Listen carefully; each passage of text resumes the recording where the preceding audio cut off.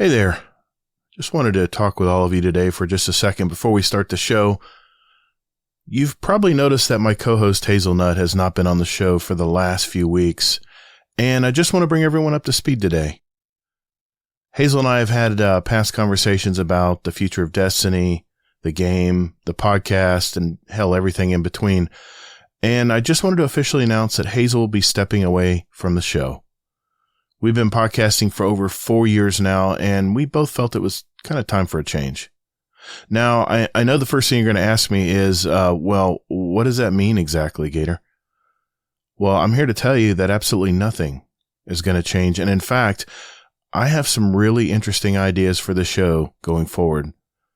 But the next question you might be asking is, well, who's going to be your co-host? That's the interesting part. I have found myself with the unique opportunity to have guest co-hosts that'll be jumping in from time to time from our entire Owl Sector Alliance of Discords. There will be episodes like today where I'll be one-on-one with our guest, and other episodes with my guest co-host, and maybe a few live shows to boot. Yeah, I'm still going to do those. So I just wanted to let you know that I love our community, and most important, I love that you choose to listen every week. Y'all mean a lot to me. Now on with the show. You ever wonder what makes a great gamer? Great gaming is not only about cheering on our teammates, but also being there to pick us up when we're down. Guardian down! Have you ever played Destiny with a fellow Guardian and thought to yourself, I wonder what their life is like? Questions like these spark conversation, friendship, and community. We're a Destiny 2 podcast that focuses on 3 things: community, news around the gaming industry and Destiny 2, and thought-provoking topics in the game. We're Guardian Downcast. Your stories, your community, your destiny.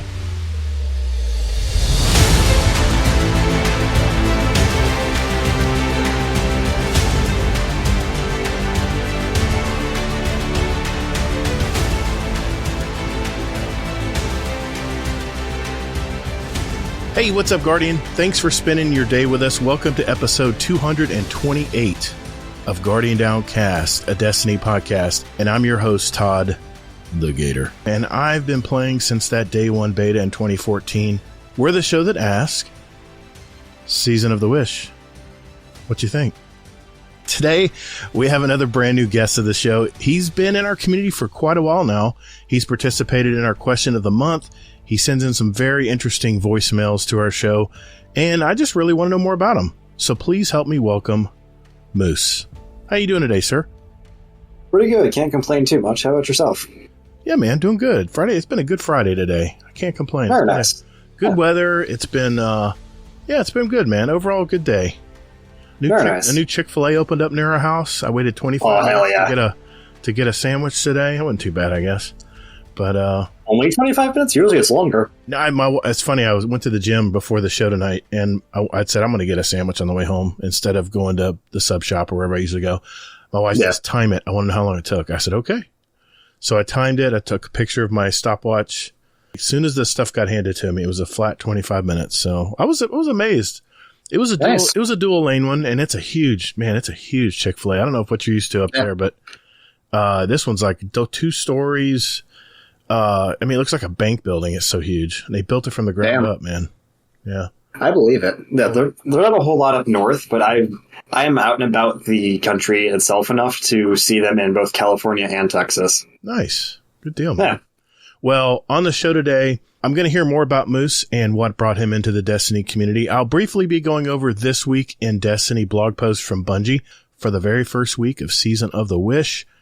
And a topic of the week conversation will follow. I'll tell you more when I get to that.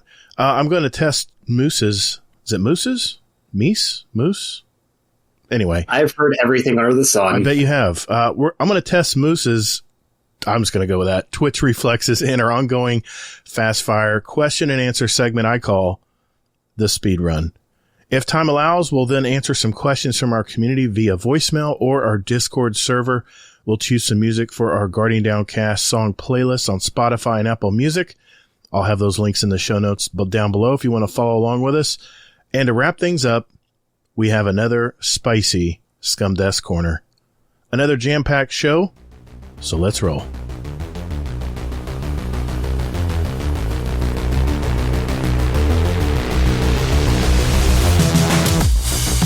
Hey, thanks for listening to Guardian Downcast. There are several ways you can contact us. First, you can find us on X at Guardian_D_cast, where we also post our newly released episodes every week.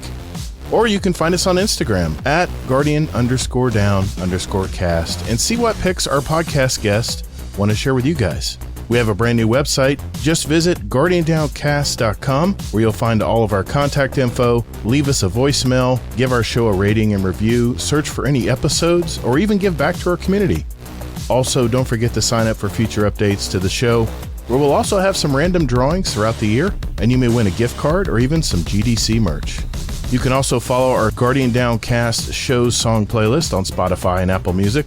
We post those links in our show description every week, so you can follow along with us. And finally, you can send us an email at guardiandowncast@gmail.com. So check us out, and later, Guardian. Well, Moose, thanks for coming, man. Thanks for coming on the show tonight. I've been, I know we've heard you over the voicemail and your question of the month. You've been doing those too, but you are a student right now, correct? That I am. What are you studying? So I have the pleasure and displeasure of being a hybrid degree, where it is a combination of computer science and electrical engineering. Oh my God. And my school calls it embedded systems. Okay. And it makes both degrees on each half just ask me, why would you do this to yourself? That's what I was just going to say. That seems like a lot, man. It can be. What's the plan? What are you planning on getting into? So I'm sure some people saw it this summer, but I was actually working at a oil refinery. Okay.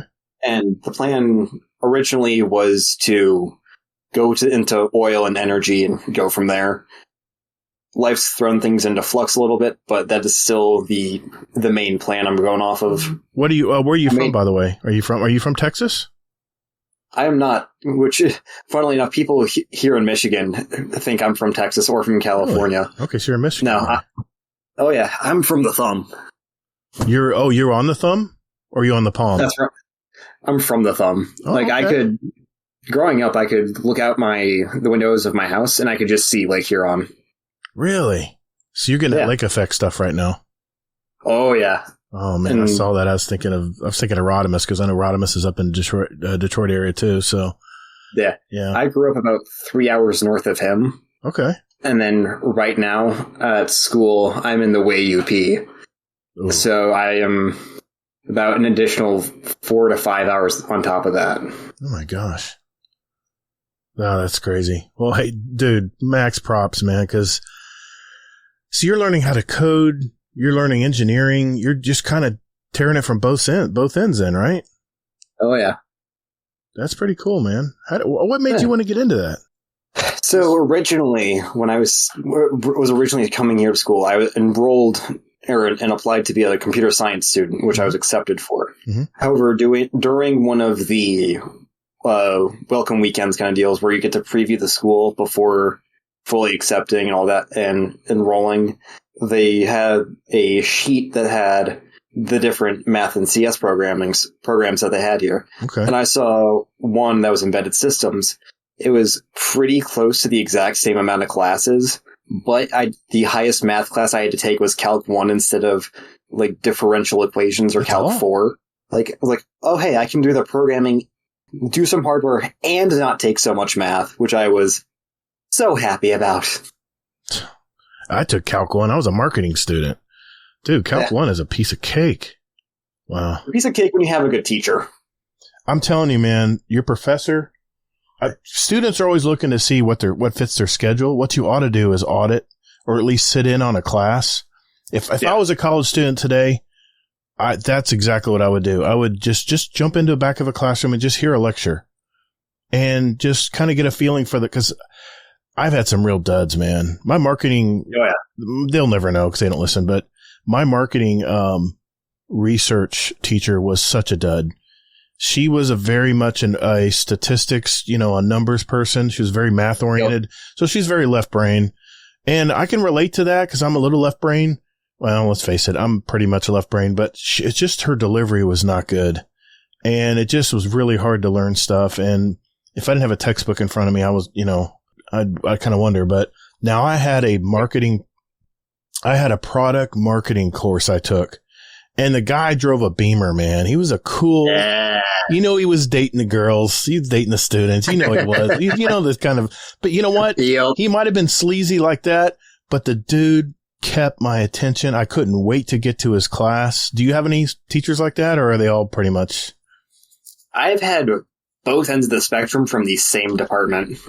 So my lower end so my school has 3 electrical engineering professors. The teacher that does the lower end classes is phenomenal. Her classes are very hard, but she is very willing to work with you, all around great time. And after I finished my second year, because a lot of the second year or the 2-year degree people were graduating that semester, she took my class of 7 or 8 out to get pizza and beer and just paid for all of us. That's awesome. See, it's hard to get those, man. Oh, yeah. I love her a lot. And she is probably the reason I stayed with engineering. And then on the flip side, we've got the professor that I've lost pretty much all respect teaching-wise for, to the point where I make up goofy nicknames for him that are kind of mean, but because he is such a horrific professor to have. Mm-hmm. I does too. You just didn't even show up. You would just show up at the exam if they let you. The problem is the high-level classes, they are technically programming classes, but we're using such old programming languages that the newest documentation for these super niche programming languages we're using are almost as old as I am. I remember learning COBOL. That's how far back I go in college. Don't laugh. Anyway, you can roast me. I'm gonna laugh every time. I know. I thought COBOL was like, man, it's really weird though, man. I really stuck to it. Programming language, I understand pretty quick once I get the basics, But man, that's awesome. I'm happy for you, man. I really hope you do well. My son got his computer engineering degree, and he's an IT analyst right now. He tried to explain what he does. I think he makes programs for a real estate company. Okay. And its marketing efforts, I don't know. That's all I know. He tried to explain what else he does. I'm like, yeah, that's okay. It's way over my head. So, let me ask you this, man. What was your earliest moment in video gaming? When did it click that video gaming was your thing? Well, I'd have to say it was probably like summer-ish when I was 5 years old. 5? We had gotten a Nintendo Wii for Christmas that year. And that was the first time I had sat down for a true extended period of time and gamed straight. Because this was when my sister, who is about 3 or 4 years younger, was still really itty-bitty. So we still had like a small plastic chair. I had set that up in the middle of our living room and played the Wii version of Lego Star Wars Complete Saga for 4 or 5 hours straight without ever moving. That's awesome. Never got into Lego stuff. Never got into Lego. I love Legos, but I never got into the Lego video game series. I never got into it. They were great because those were the games my parents were willing to buy me. Sure. Wow. What system was that on again? The Nintendo? The Nintendo Wii. Wii. No, I did have a lot of fun with the Wii, but it was bowling and what was that other one? I played tennis was fun. I love the Wii Sports. Wii Sports was a great time because that was the one I could always get the rest of my family involved in. Exactly. Yeah, nice. Well, how did you find Destiny? Are you a Destiny 1 player or are you a Destiny 2 player? I'm a child of the Red War. Okay, you're a Destiny 2 player. Okay, that's good. Yeah, I started with the D2 beta. Mm-hmm. And the funny thing to me about that one was I had gotten into the free beta for exactly one day because the day after it started, I was going on vacation to even further up North Michigan than I am right now. So I got to play it for like a few hours on one day. Like, yeah, no, I'm getting this. Oh man, that beta was fun too. I played it on PC when it first came out. The best place to play Destiny. Yeah. It was just amazing. All the graphics and everything was so much better than my PS4 at the time. Yeah. Yep. So you're a PC gamer then? Oh yeah. Okay. I have had the same rig since I think a year after Star Wars Battlefront 1. Okay. Like from EA came out. Oh, okay. That's longevity, man. That's good for a rig like that. A game that lasts more than 5 years, you're in good shape, man. Yeah, this thing's starting to hit the end of its life cycle, but I've gotten a solid 6-ish years out of it at this point. It's just the tech advances so fast. That's the problem. Oh, yeah. Man, it's so hard to keep up. That it is. Well, let me ask you this. Season of the Wish. Have you had a chance to jump in yet? I've had a little bit of a chance. I was able to hop in Tuesday night when it dropped and play some. My opinion on it is like, it's fine. It's good. It's nothing stand out, though. I think I would have had more fun if Season of the Deep was this season as opposed to Wish. But that is also an entirely me thing because I really liked Season of the Deep compared to the other seasons so far. Okay. Yeah, see, I think this Season of the Wish is very similar to Season of the Deep because, one, Season of the Deep had a dungeon, and two, I know last season had the card system and the deck system. This is nothing like that. In fact, if anything, the way the Riven vendor setup is, all of it seems very much like like deep, like the Deep Dot. And I did complete a 4-tier coil activity just last night. Thanks to Zarek. Nice. Zarek and Captain Musty were with me, and man, we just kicked butt. Musty is fucking crazy, man. He is, man. I didn't know that. Yeah. Like there was a point in time where he was almost helping carry me through day one Crota. Wow. Well, Zarek was really good too. He was, he's from South Africa. It was 5:30. Was it 5:30 in the morning when he was playing? I'm like, dude, you're up really early. He goes, yeah, but I'm going to be Ubering here in another couple hours for bringing people to work. I'm like, oh, he's like, 2.5 hours. Let's get this. We can do it. I was like, all right, let's do it. So yeah. Special thanks to those guys. What did you think about the opening cutscenes and the stuff? Was it just okay or? They were good. Like I was talking to, I think it was Sith Daddy Fresh a little bit after I had gotten through the cutscenes and stuff. It's like, yeah, it's interesting, but I'm curious to see how they explain away how the necromantic stuff with the awoken wish magic is working. Because that is one of the things we haven't gotten beyond, like, oh hey, Hive can do necromancy, but it's really blasphemous. So I'm curious to see how they explain away the necromantic side of the Awoken. Okay, so you're into lore then. Okay. Oh yeah. Oh, that's good. I like it. I have not caught up with the lore for this season yet. I need to. Yeah. I try to go to the usual places and read up on it, but I usually end up going to a Mylan or a Bife video and get caught up because I'm a very visual person, so I can. It's much easier for me to visualize versus reading a bunch of lore. It's just, I even had a podcast on it with Des Raven about lore and with Laz, and they're big time into it. I should have called you. I didn't know you were into it as much. But I don't know enough to say I'm truly into it, but I do enjoy it a good bit. That's good. Something I actually do a bit for if I have the time, which is usually when I'm walking between classes or if I just want to throw something on in the background, is I'll listen to one of the lore podcasts that I have.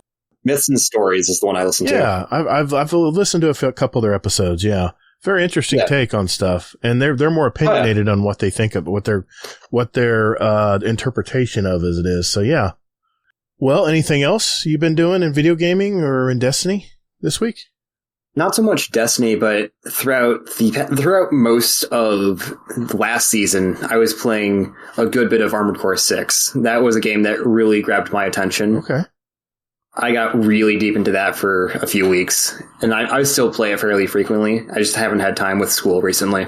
Yeah, you said you're crunching right now. I get it, man. I totally get it. It's probably the worst time for a new season to come out, right, from Destiny? Oh, yeah. Running a crunch week. I get it, man. Yep.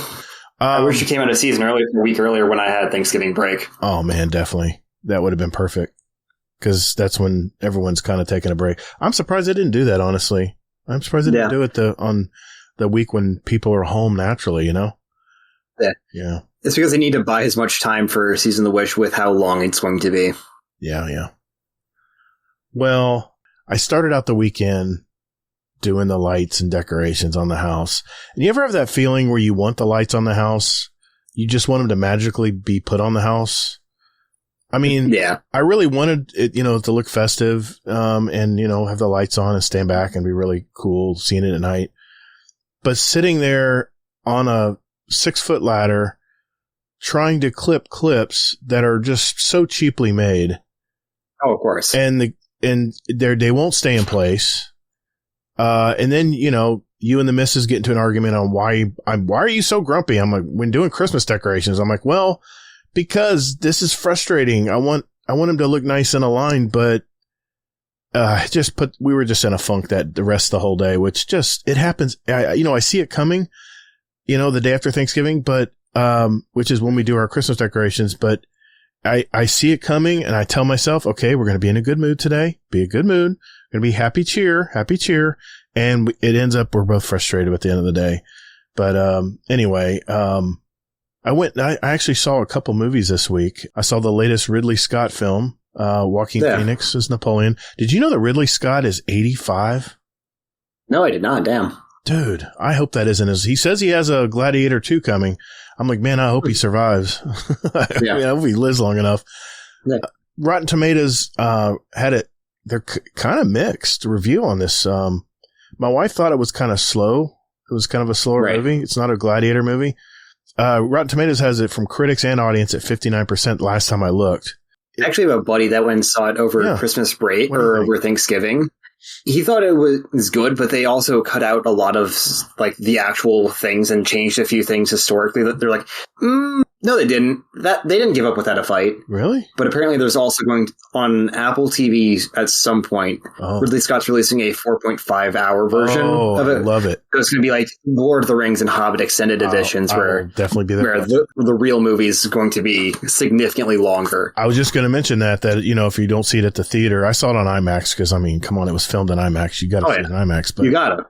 But it is going to be available on Apple TV soon. So I hope he does an extended version. I will definitely tune in and watch it. I know. I give it 3.5 stars out of 5. I give it a B- maybe. The only thing I had with it, I followed along really well with the movie, but it tended to drag at the end when I don't want to give anything away in case people want to see it, but it's history. People read a book. It is history. And it just seemed like they doubled down on the ending. And I was like, okay, already. We should have not seen this twice. Yeah. You probably know that's probably them cutting things for the theatrical release. Yeah. It would be my guess.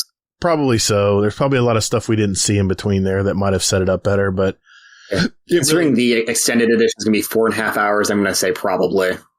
I'm ready for it, man. I dude, it's Ridley Scott. Anything he puts out is gold. I don't care what anybody says. The story dragged on a little bit at the end, but like I said, overall, you got to see it. It's a good movie.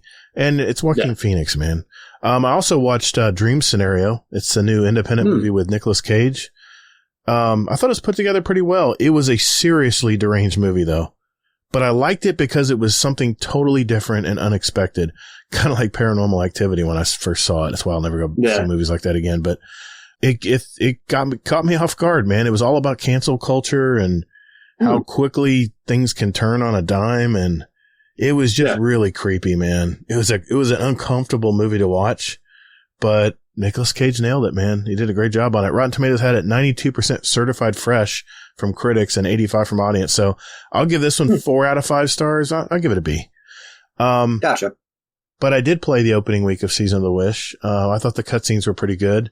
Like we already talked about this, Season of the Witch had that deck system. This season seems to be more like the traditional seasonal vendors we've gotten in the past.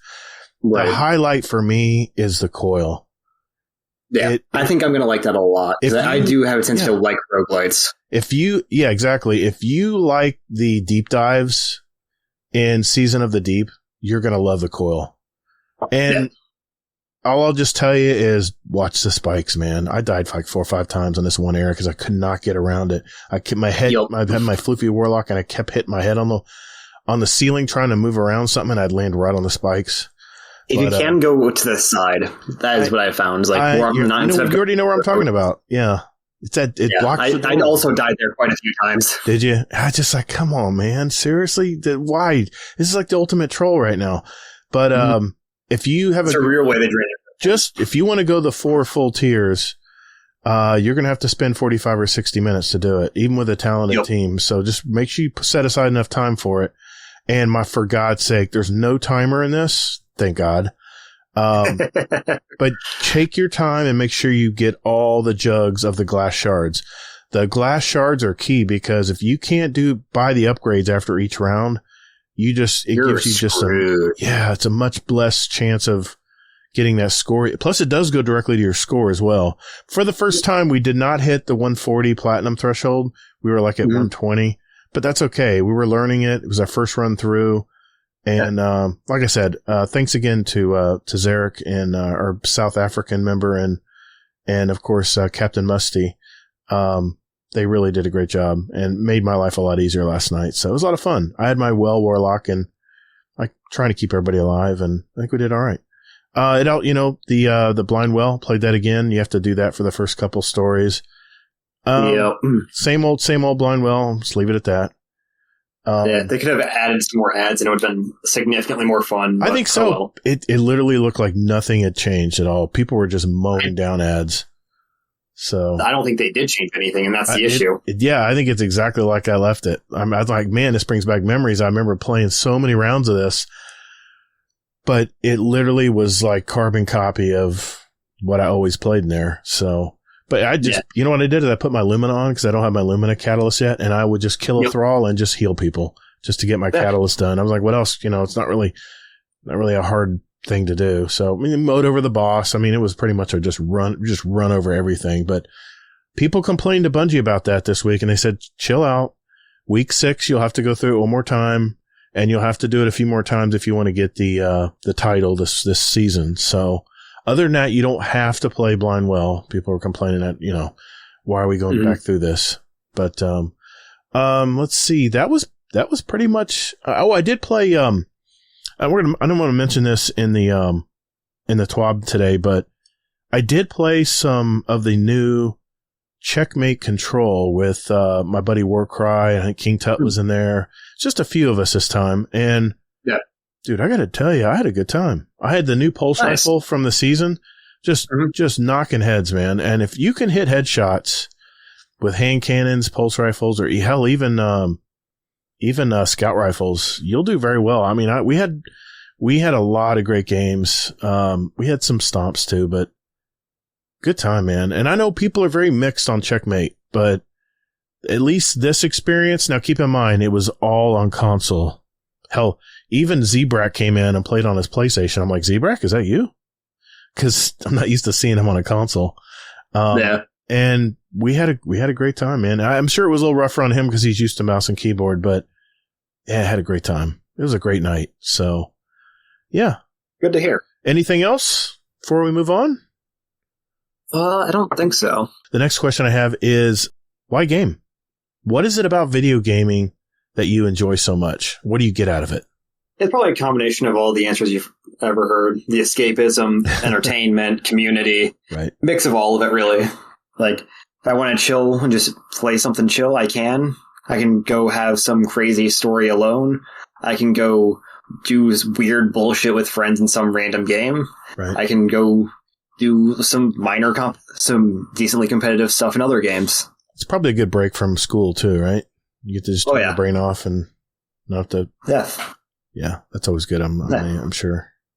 Yeah, funnily enough, gaming through the school is actually how I found my current friend group, which is probably some of the best friends I've ever made. And it was just pure happenstance that we played the same game. You wanna give him a shout out? Oh, absolutely! I'm gonna give them. I'll drop their IGNs just so I don't accidentally dox them or anything. But we got the boy Aegis, Yum, Wild Turtles, Sumo, Those are the boys. Nice, man. Nice. Yeah. I know you running your own clan, right? You've been you clanning up with these guys, or? They actually don't play Destiny. I met them through Overwatch. Yeah, I met them through Overwatch. Really? Oh, that's a shame. Oh, that's a shame. Yeah, Aegis has played Destiny. It got to a point where he got sucked into other games, like the accursed game League of Legends. Yes, I know that game. I am aware of it. I refuse to play it when I am not drunk off my ass and queuing with multiple people. Yeah. I do it sometimes when my son wants to play a game online. So Risk of Rain 2 is also one me and him and I like to play. I love that game so much. It's such a basic game, but I don't know what it is. It just keeps me playing, man. I love it. Going through all the rounds and just keep progressing. It's like Destiny. It's got the mechanics down right. It does. They've got the loop down just right that it's addicting. It is, man. And, and that just goes to show it. You don't have to have photorealistic characters and stuff. You can still have fun. I mean, that really gave me that put faith back in independent games for me, at least. Because I always thought that the games that were so simplistic were just really couldn't have fun doing them. But it really changed my mind. How did you find our Guardian Downcast community, man?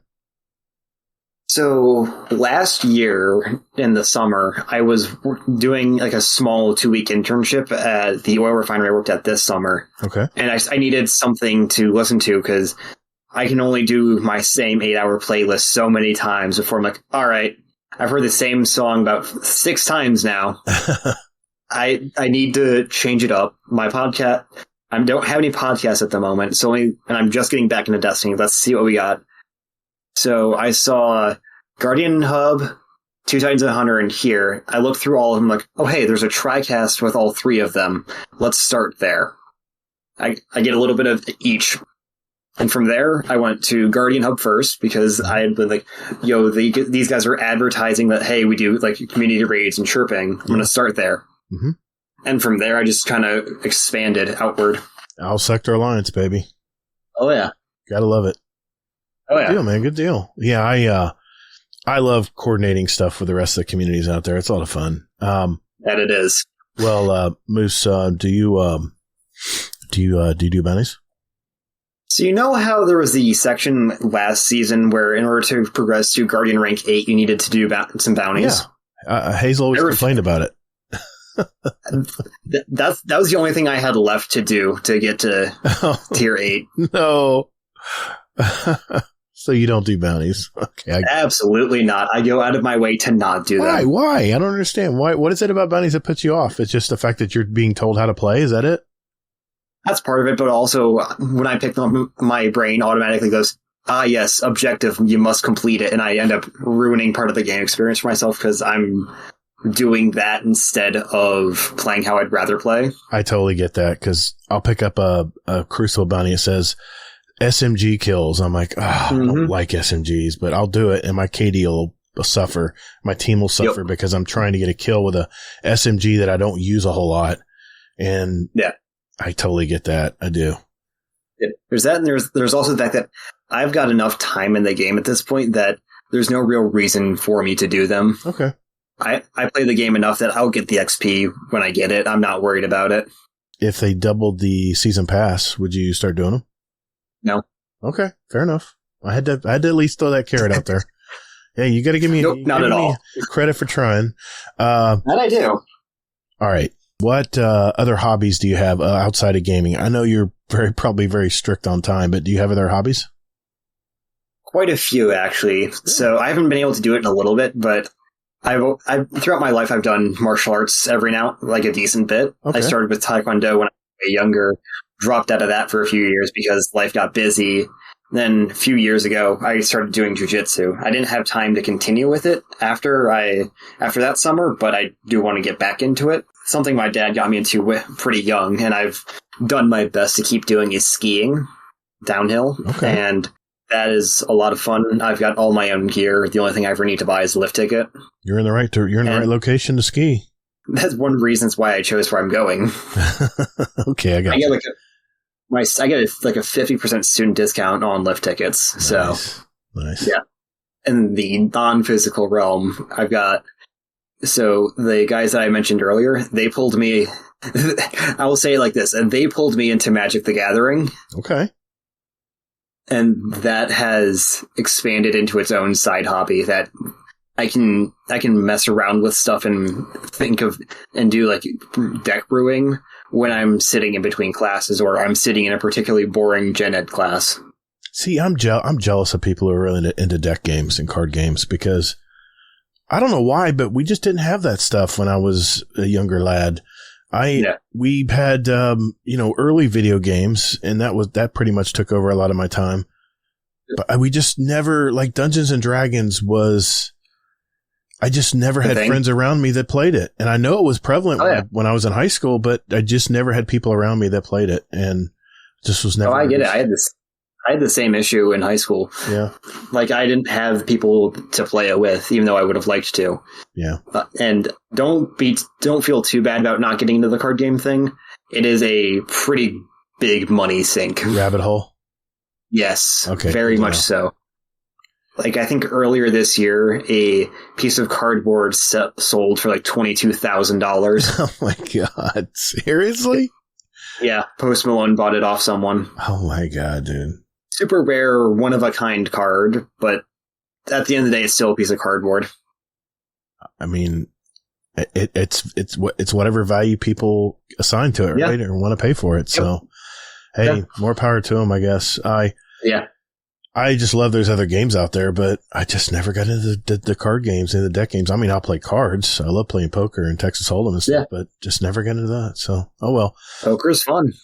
Well, Moose, I've been wanting to ask this for a while. Dude, what's up with the gamertag? So it's twofold. One, they are the tank of the northern ecology and ecosystem, and the fact that nothing really fucks with them unless they are like already on their way out, like, with the exception of orcas, because they are one of the most only known predators is the killer whale, and that's because they have the ability to shut their nostrils and actually like swim down to depths where orcas hunt. No way. Seriously? Yeah, it is yes.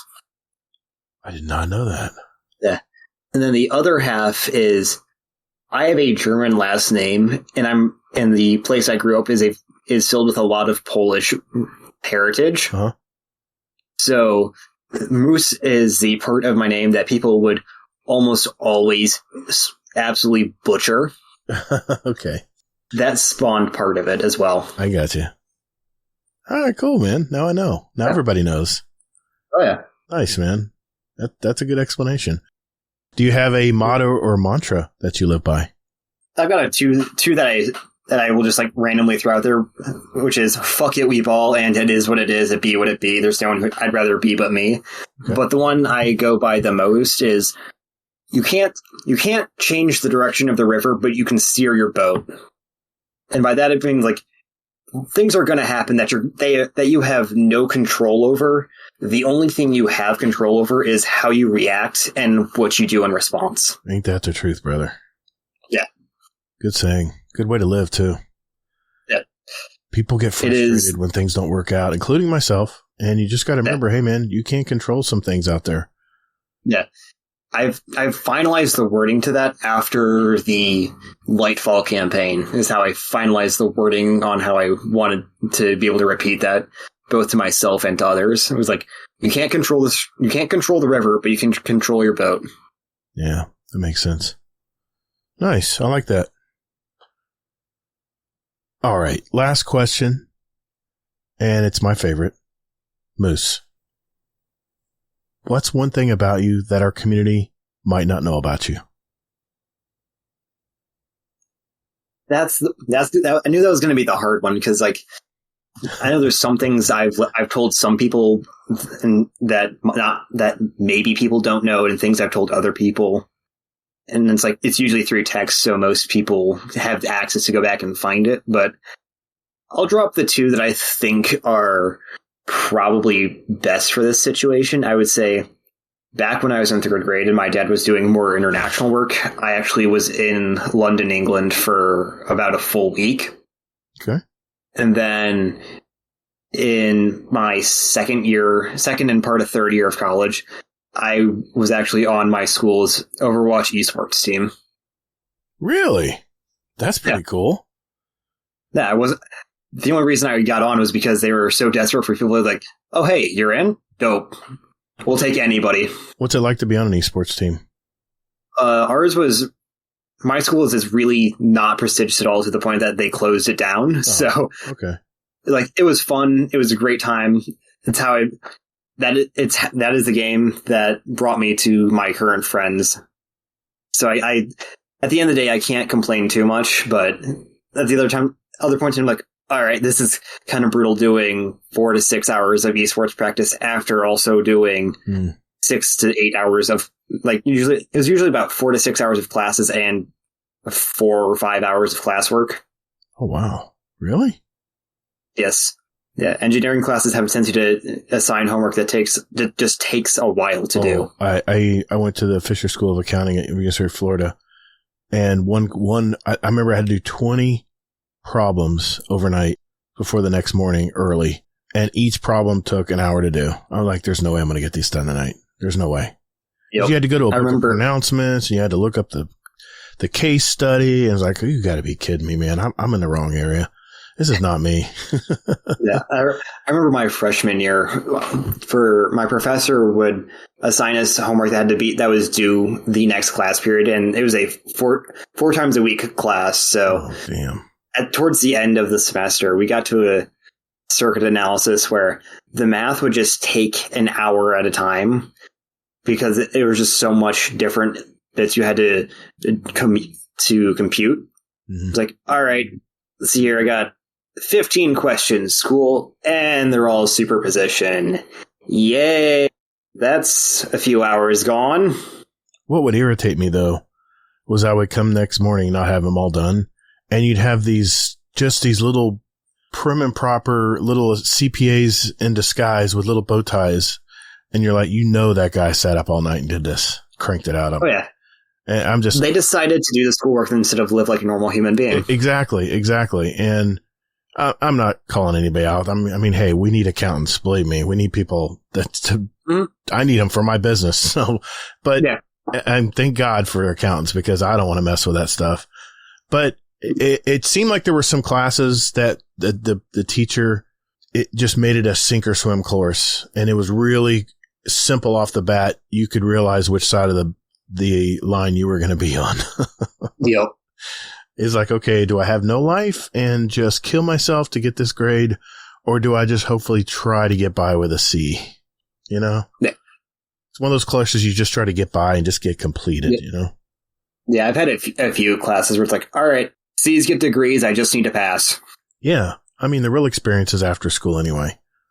But, well, hey, Moose, thanks for sharing your life with us today, brother. Thanks for asking. All right. That means we're doing the speed run, and we'll do that right after this. Call the Praxic Order, call the Thanatonauts, the Jinsen Scribes, call everyone so they can witness you. All right, this segment is called the speed run. This is where we have a database of over 600 possible questions for our guest, and Moose here will have 2 minutes to answer as many as he can. These are short 1 or 2 word answers, and at the end of the year, the guest with the most answer will win a prize and title of 2023 Speedrun Champion. The questions are custom curated by me, so no one can memorize the order, and just quickly answer what comes to mind. Tonight, I'm going to read out the questions from my list, and Siri is going to help me with the timer. Sin Media is our current leader with 55 questions answered. So what do you think, Moose? You ready to do this? I think so, but first, okay, Google, set a timer for 69 minutes. Okay. Alrighty, then let's do it. All right, here we go. 3, 2, 1. Warlock, Titan, or Hunter? Titan. Morning person or night owl? Morning. Void, solar, arc, or stasis? Stasis. If you could live anywhere in the world, where would it be? Texas. Coffee or tea? Tea. Controller or mouse and keyboard? M&K. Hand cannon or pulse rifle? Hand cannon. Strikes, Crucible, or Gambit? Gambit. Are you an AMC Stubbs member? No. DC or Marvel? Marvel. If you could choose, who would voice your ghost? Sam Elliott. Shower beer, yes or no?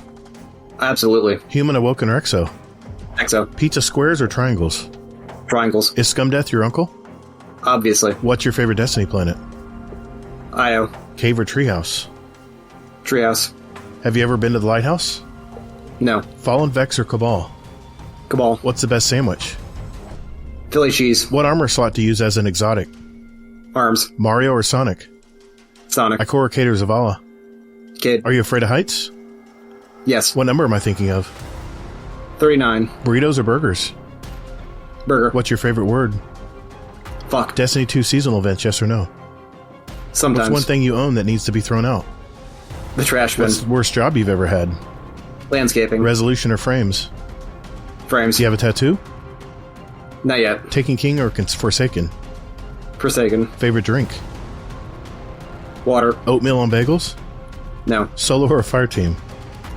Fire team. Gas, electric, or diesel? Gas. Can you drive a stick shift? Not yet. Xbox, PC, or PlayStation? PC. Do aliens exist? Absolutely. Favorite music genre? Rock. Star Trek or Star Wars? Star Wars. Idris Elba or Keanu Reeves? Idris Elba. Fact or fiction? Fact. Hats, yes or no? Yes. Destiny 1 or 2? 2. Snow or rain? Snow. Fashion or function? Function. Precision or spray and pray? Spray and pray. Sin or Kingsley? Sin. Good job, man. That was good. That was really good. Thank you. Thank you. I think you did a I pretty felt good like I was job, going man. pretty fast. Thank you. It goes, it seems like it just flies by so fast. It really does. Mm-hmm. So, how did he do, Siri? Oh, she's not answering. You did 49, man. Good job. Damn, I thought it was faster. 49, you did good. I mean, there wasn't much lag either. That made it even better. Yeah, I tried to get ahead on some of them a little bit because I knew you had some long form ones coming up, and I try to get a little bit ahead as long as I hear an answer. That's all that matters. But no, good job, man. 49, not bad, man. That is, I believe. I would say it's fourth. Yeah, I think someone hit. Yeah, NS Ripsaw did 51. So yeah, that would make you fourth place, I believe. Don't hold me to it, but I'll have to go back and look. But I'll take top 5. Dude, not bad, man. Not bad at all. Good job. Yeah. All Thank right. you. I can retire Siri now. Hey, everyone. Do you have a great question for our speedrun segment? If that's a yes, join our Discord and enter them into our speedrun question ideas channel, and we'll add them to next year's speedrun. Just remember, they need to be yes or no, 1 or 2 word answers. Either or questions will also be accepted.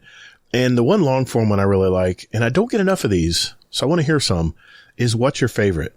At the end of the year, we're going to have 2 drawings for a $25 gift card of your choice, and you can enter up to 5 questions to go into the drawing. So you get 5 chances to get your number drawn.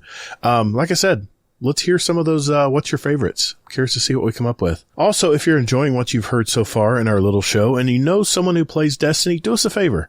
Share the show with them. There'll be links in our show description down in the description down there. And, you can hit that share button anytime on whatever app you're using. So thanks very much.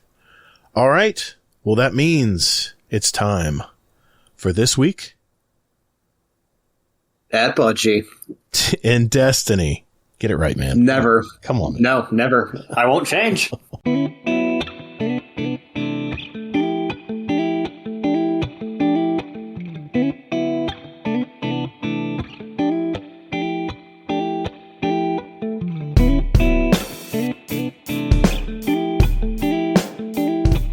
Howdy folks, this is MC Squared and you're listening to Guardian Downcast.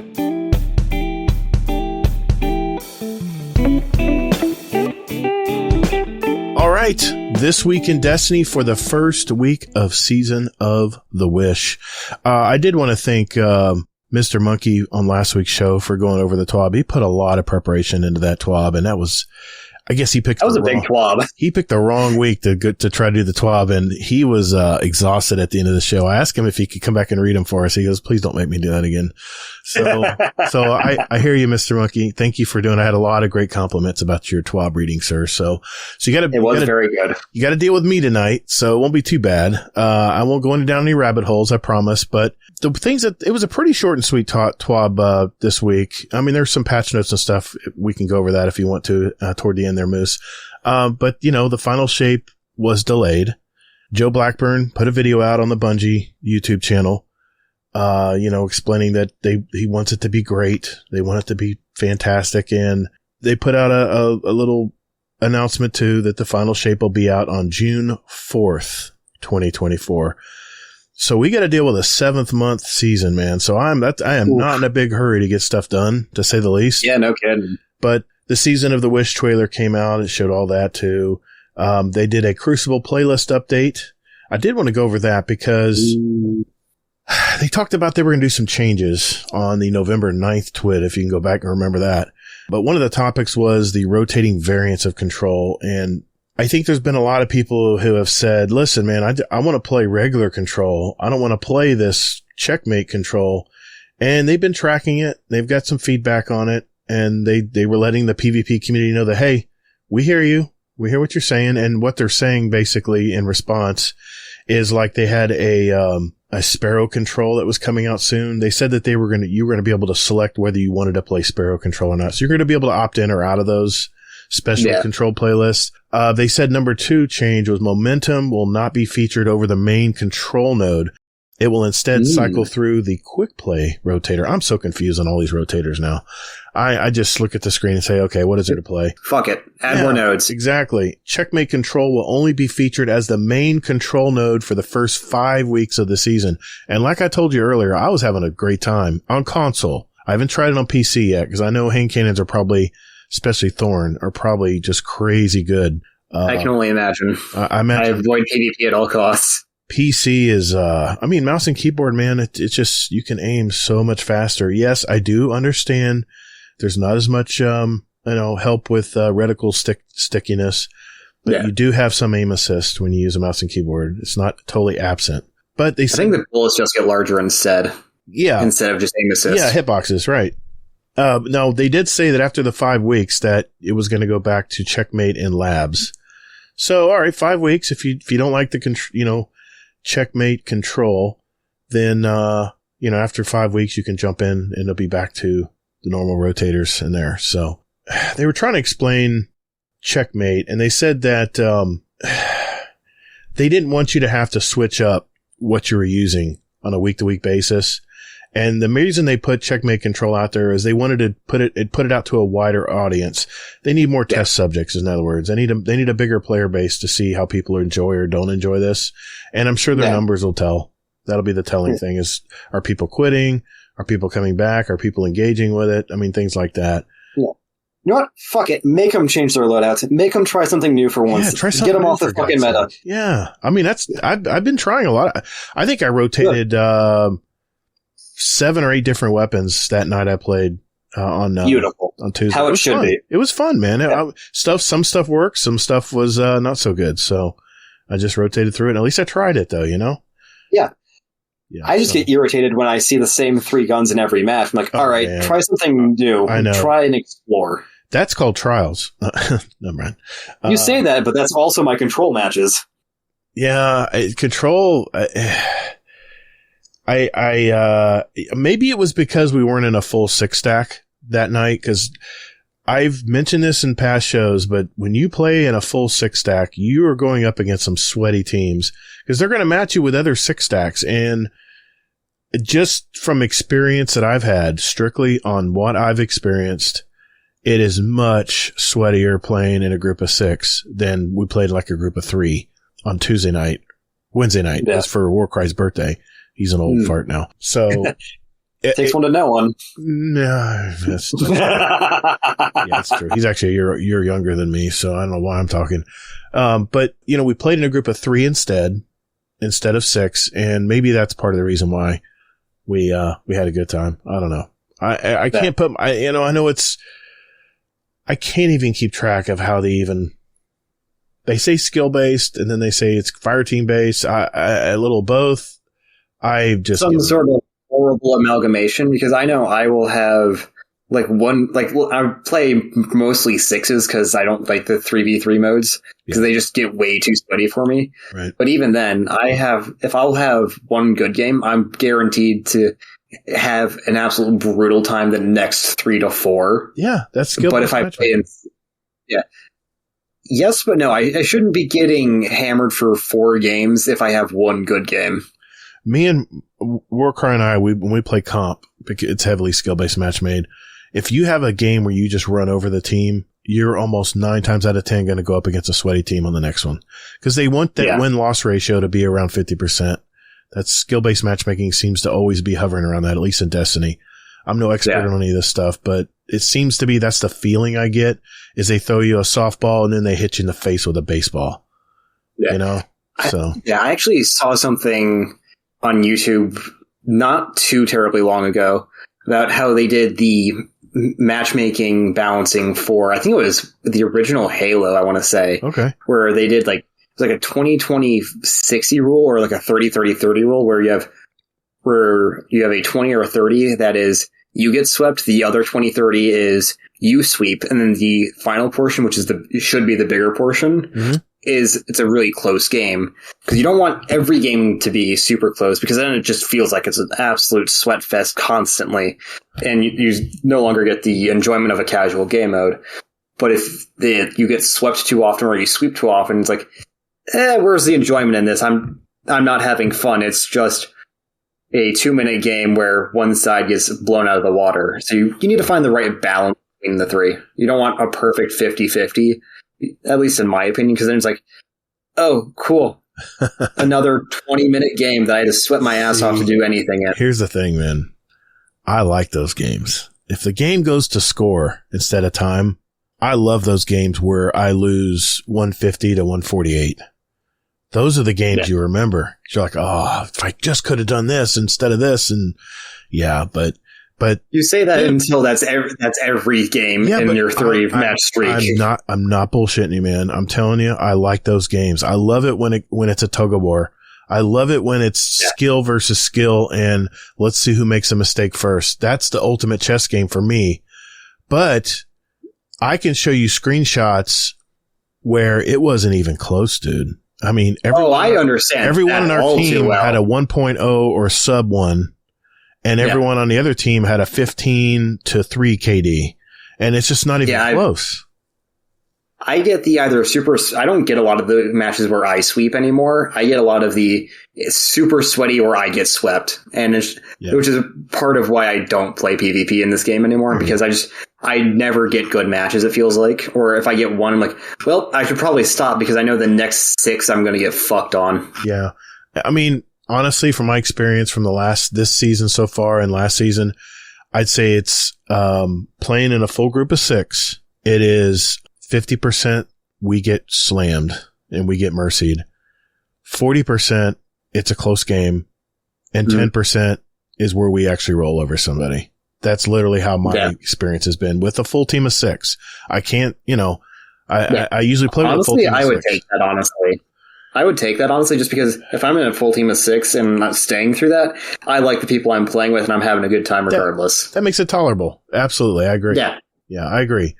But, speaking of Crucible, next week, December 5th, reset, Iron Banner's back. And this is what gets me excited, because they have a brand new game mode called Tribute. Now, the way this works is players are going to deposit crest at tribute stations, I guess, throughout the map to earn points for their team. That's the only way you can score. And it's just like... So for those of you who have played Call of Duty, it's kill confirmed. Yeah, exactly. But it's probably, I'm guessing it's moats. It says crest, so maybe it's like... It does say crest. So maybe it's like supremacy, but you have to deposit the moats instead of just getting them automatically awarded. Yeah, I think it's it'll be like either kill confirmed or cranked from Call of Duty. Yeah, I remember that game too. Now, it says banking the crest, many of them at once, can trigger a hunt phase, which when that's activated, it increases all the value of crest deposited. So probably what you'd want to do is have someone with like a bunch of crests, throw them in there, set up a hunt, and then everyone just pile on and start throwing their crest in. Kind of, you could see the scores get wonky like really quick. But they call it here, increases the value of all crests deposited for 1 minute of glorious, chaotic gameplay. And I have a feeling it's going to be exactly that. But I dub the hunt of the sweat lords. Yes, it's going to be a lot of kill farming. I have a feeling I won't be participating in any kill farming. I swear I won't. Anyway. I won't do it intentionally, at least. No, I mean, but I'm protecting the crest, right? I'm helping the team protect the crest. That's what I'm going to stick to anyway. Just pick them up. Pick them up, forehead. Just pick them up. Well, they did say that not only will Guardians be guarding these stations, but Keitel will also be watching. So she's probably going to throw down some turrets or something, I'm sure. I think if they were feeling really zesty, they throw down some like legionaries or like phalanxes. Like Colossus, man, with a big rail gun. Oh, crap. Yeah, get real zesty with it. There you go. That would be fun. That would be fun. What else they say here? The one thing that was they came out with, there's a new Iron Banner emblem, and it looks really good. Yes, it does. I saw this in collection. I might actually try and get this one. Yeah, I'm going to definitely get this one. It's got the banana theme too. So I love where they're going with this. I love that they're actually. I appreciate the memery. Exactly what I was going to say. Yep, exactly. So yeah, it's going to be fun. I'm going to definitely go for it. You know, I will. And there'll be some kind of shader on the second time around. So I'll probably go in for that too. But they said starting on Tuesday. It's going to be yellow colored. Oh yeah, but starting on Tuesday, Lord Saladin will begin selling Iron Banner armor ornaments from years 1 and 2 while the Iron Banner is active. So you can finally complete that collection if you didn't get to when you played early in the day. I think I have all the banners. I'm pretty sure I have all of them, but I have the first ones and the newer ones. I think I'm missing like some of the like year 2 and 3 stuff, I think. Well, they said the Iron Symmetry set will also return as the base set for the regular Iron Banner going on. So I don't know. We'll see. We'll see how it turns out. I'm always in, man. If it's Iron Banner, I'm like Night Demon. I am playing Iron Banner when it comes out. So, the new dungeon released today.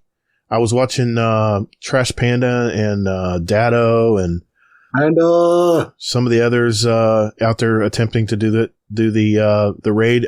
From what I've seen so far, this looks like a really, really fun dungeon. So, I can't wait. I haven't had a chance to look at any of it yet, but I've looked up what the weapons at least look like, and this might be the new Spire for me, where I just grind a shit ton of it.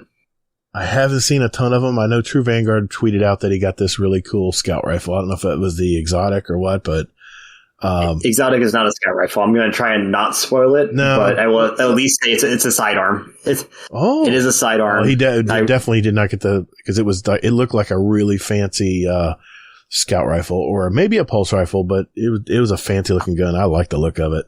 I got to tell you, man, the seasonal weapons, I know everybody talks about they're just doing reskins, but they're really ornamental. They're really nice this season. And I like that. I'm a big proponent of the Vex looking weapons that are really streamlined and very futuristic looking. And for the Riven weapons this season, they look very much like that. I really love the look of them. I'm a sucker for either like scavenge / homemade weapons or stealing my enemy's weapons. It's like, I don't know why, but I'm just a really big sucker for that kind of thing. Did you ever play Borderlands? So I have. I never got into it as much as I think I probably would if I played it now. Yeah, you would have liked Borderlands. Yeah. I have Borderlands 2 and 3. I just need to actually sit down and play them. 2's the best. You don't have to worry about 1. Just play 2. Yeah. Yeah, 2 was awesome. Tons of time in that. And let's see. Known issues. You want to do the honors, Moose? Sure. So for known issues, we've got shit's fucking broken. There it is. Nice, man. Nice touch. We've got some really cool videos, and that's it. That is the This Week in Destiny for the very first week of Season of the Wish. Good luck, Guardians. Get out there and kill some aliens.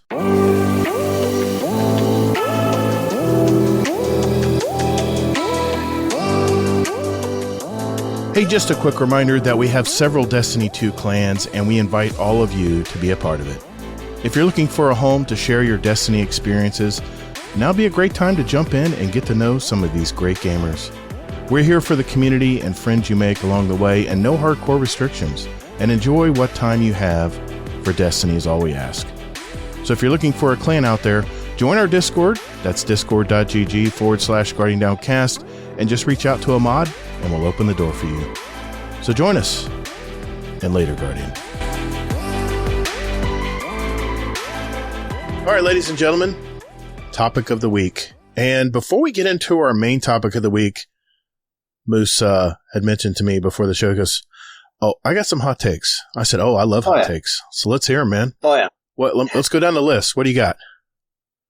So I feel like at this point I've become a little known for my hot takes, such as when Strand released and being like, "Hey, this seems kind of creatively bankrupt, and I think I could probably do a little bit better." And then I made an entire document about, "Hey, here's just me reworking all of Strand Titan and doing the same thing with Stasis." Because I think that Stasis Titan is probably one of, if not the worst, subclasses in the game, and it's also one of my favorite. You like Stasis? Surprisingly, yes. Okay. I didn't at first because it was like a really weird and odd, awkward playstyle. But when I figured like, oh, I'm playing it wrong, I really enjoyed it. And then I was like, oh hey, there's one build path for the 3 exotics that it has. Cool. Yeah. It is entirely make crystals and break crystals is pretty much the one and only path you have with Stasis Titan. Or get buffs by standing next to one. That kind of stuff. Yeah. That I feel like that falls under make crystal though. Yeah. So yeah, you're right. Yeah. Okay. So I get that. Yeah, with Stasis Titan at least it's gonna lead into it because with the most recent patch notes, I've said this a few times already, but even if some of these changes were maybe necessary, the minor stasis improvements to functionality, as in functioning how it should have to begin with, was not worth the massive nerfs that came to all of the classes this patch cycle. Mm. Like the slide shotgun change. Mm-hmm. I don't know if it's possible or not, but at least in my opinion, that should have been a PvP only change. And it feels like one of those changes that this is detrimental to all classes in PvE because PvP players kept whining about things. You know, they have been separating some things in Crucible when they've done patches. Exactly. They did it all the way across on this, didn't they? Yeah, and like it doesn't just hurt Titans either. Yeah. Like, yeah, it might hurt us the most, but it's going to hurt things like 1-2 Punch Hunter with arcs, with the Tempest Strike on Arc. Because I've talked to Panda a little bit, and he's like, yeah, no, this is going to hurt Hunter, too, for this. And I'm sure it's going to hurt, like, some of the Arc Warlock builds as well that want to get in there. That, yeah. It's like, this doesn't just affect shotguns either. It also affects any slide weapon, such as fusion rifles trying to slide snipe. Or anything goofy or funny you might be trying to do with a primary weapon. Anything and everything that's going to mess with now. Yeah, I mean, there's just going to be a delay, right? Before you can actually go into the action, right? Is that where they messed it up? I don't like how it just completely turns off your ability to use whatever your charged melee ability is if you shoot and slide. Right. The fact that you just straight up don't get to is my issue. I see. Because that messes a lot with like a consecration build on Titan if you're using Pyrogale. Mm-hmm. Because like, oh hey, let me do the common sense thing of shooting while I'm sliding at an enemy so I don't get instantly popped. Oh, nope, now I can't activate Consecration. Now I have to do a secondary slide without shooting a gun, which sometimes that will get you killed, because, like, I would have lived had I gone up with the slam, but now I'm dead because I had to slide again. Slide shotgunning it's a major skill gap in the Crucible. I know you don't play a lot of Crucible, but people who know how to effectively slide shotgun will literally cancel anything you're trying to do close up. It literally takes over, the action takes over whatever you're trying to do. It's instant. And I could see where Crucible players are happy to hear this a little bit, but why? I don't understand why they did it for PvE, though. I agree with that, man. Yeah, like, this was one of the things that, like, this is how you breed hatred for PvP players and PvE players, is you make changes that are specific. What if we're the same person? Listen, man, I'm part of FDN. I like Gambit as my preferred ritual mode. So, okay. All right, I won't judge you on that. Like I got both sides beat. Okay, all right. But if you probably know Carl, then. Okay, Carl, yeah, he's the only. I'm the only reason that Carl got the chance to add that 5th map. Yeah, you're probably right. Yeah, I had to do a little bit of back end for him. So I love it. Okay. Yeah. All right, what else you got in hot takes? I'm ready. We've got the one that I changed my name from Baron of Titan to Baron of Hot Takes over. It was from when I did the Hot Takes question of the month that I feel like my answer may have been slightly misrepresented on when I said that weapon crafting was bad for the game and certain weapons shouldn't be craftable. I see why it's in the game. However, my issue with weapon crafting is when you're crafting the end game weapons that, like raid weapons, I don't think those should be crafted. I think you should just run the raid and have to run the raid. Seasonal weapons and weapons they bring back, yeah, that's fine. Great, make them craftable. Don't make crafted weapons the best guns in the game, in my opinion, because as soon as you make them the best gun in the game, you lose a lot of reason to do anything for adept weapons. Because, like, why would I bother doing an adept weapon run when I can just build a gun that for maybe 1 or 2% less damage, I can do a hell of a lot easier with a lot less work and time than let's go run that GM Nightfall for a 0.5% better rocket launcher or something like that. I know, I see where you're going there. I mean, I have that mindset sometimes, but yeah, I mean, I've got many adept weapons as well from Nightfalls, and I like my little sidearm with a, enhanced target. Buzzard? Yeah. Buzzard's really nice. I mean, I can't get that anywhere else, but I get it though. I get it. I mean, let's face it, man. I mean, I had this conversation many moons ago and boy, it brewed some controversy because and Hazel at the time agreed with me. He said, we both said that when it comes to weapon rolls and enhanced and adept stuff, that you really didn't even need it in PvE. It didn't really matter. No. But in PvP, it did, because landing your shots and stuff kicking in to reduce your time to kill was life or death. Yeah. But it's not life or death when you're shooting a Dreg or even a spongy boss, In PvP, that 2% is more likely to matter. Yeah. But even then, it's the amount of times the 2 or 3% is going to change the amount of bullets you need to kill someone is not enough for me to say that, hey, we should put enhanced perks on every crafted weapon. I think that's where my issue mostly comes down to, is beyond just the fact that the end game, what at least in my opinion should be like pseudo end game weapons, such as like that are raid weapons, right? Or that are craftable. Is the fact that you can get these seasonal weapons that for pretty easily, I would say, within 5 weeks you'll probably have a level 40 crafted weapon of your choice. Yeah, if you grind, you can have that. It's possible. You can do it. Yeah. Back in Season of the Seraph, I got a retrofit escapade in 2 or 3 weeks, and that is now one of my most used heavy weapons, with the exception of my Eager Edge sword. The only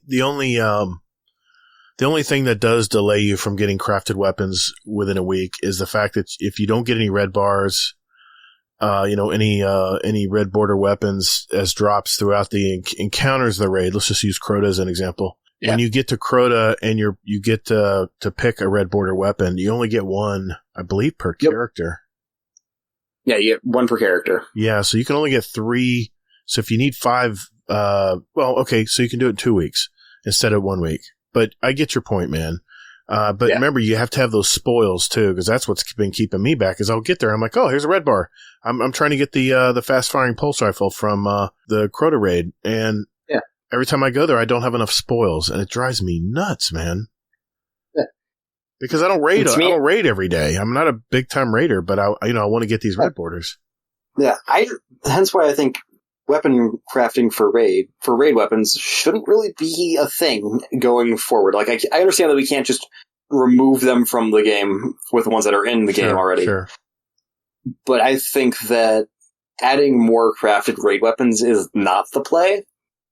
Play the raid more. Don't go and craft everything. Do the rolls. Have fun with it. Don't be red border grinding. Right. Go play the raid. Go grind for random rolls. And at least in my opinion, it's enjoy the game as it was originally intended. Random rolled weapons having a good time with the lads, drink some beers, throw some jokes back and forth, launch some people off the edge, stuff like that. Hate to tell you, weapons don't even mean as much in raids anymore. It's all about your build. Oh, I am very aware. Your DPS numbers are if you have surge mods on, or if you have this and kicking in when you pick up an orb, and this and that, and and weapons. I mean, I've been able to use pretty much. I had double autos run time. Everybody I had a heart attack when I was streaming, and I was using two auto rifles. That is rather blasphemous. I don't know. It just didn't matter to me. I could kill ads and everything with. I don't know. In retrospect, it probably was not the best choice, but. You know why I was doing it though, right? Because they were both craftable weapons. I was trying to get kills and not have to spend money to upgrade my weapons. I wanted to get the kills, because there's plenty of ads in raids. I wanted to get kills to raise up the level of my weapon so I could add some more perks on it. So if you want to level up your weapons, do one primary and do a special ammo that's crafted. There you go. Yeah. Now you can actually deal with majors in under 5 seconds. I know. Like I said, I was learning the raid, and I wasn't focused too much on builds.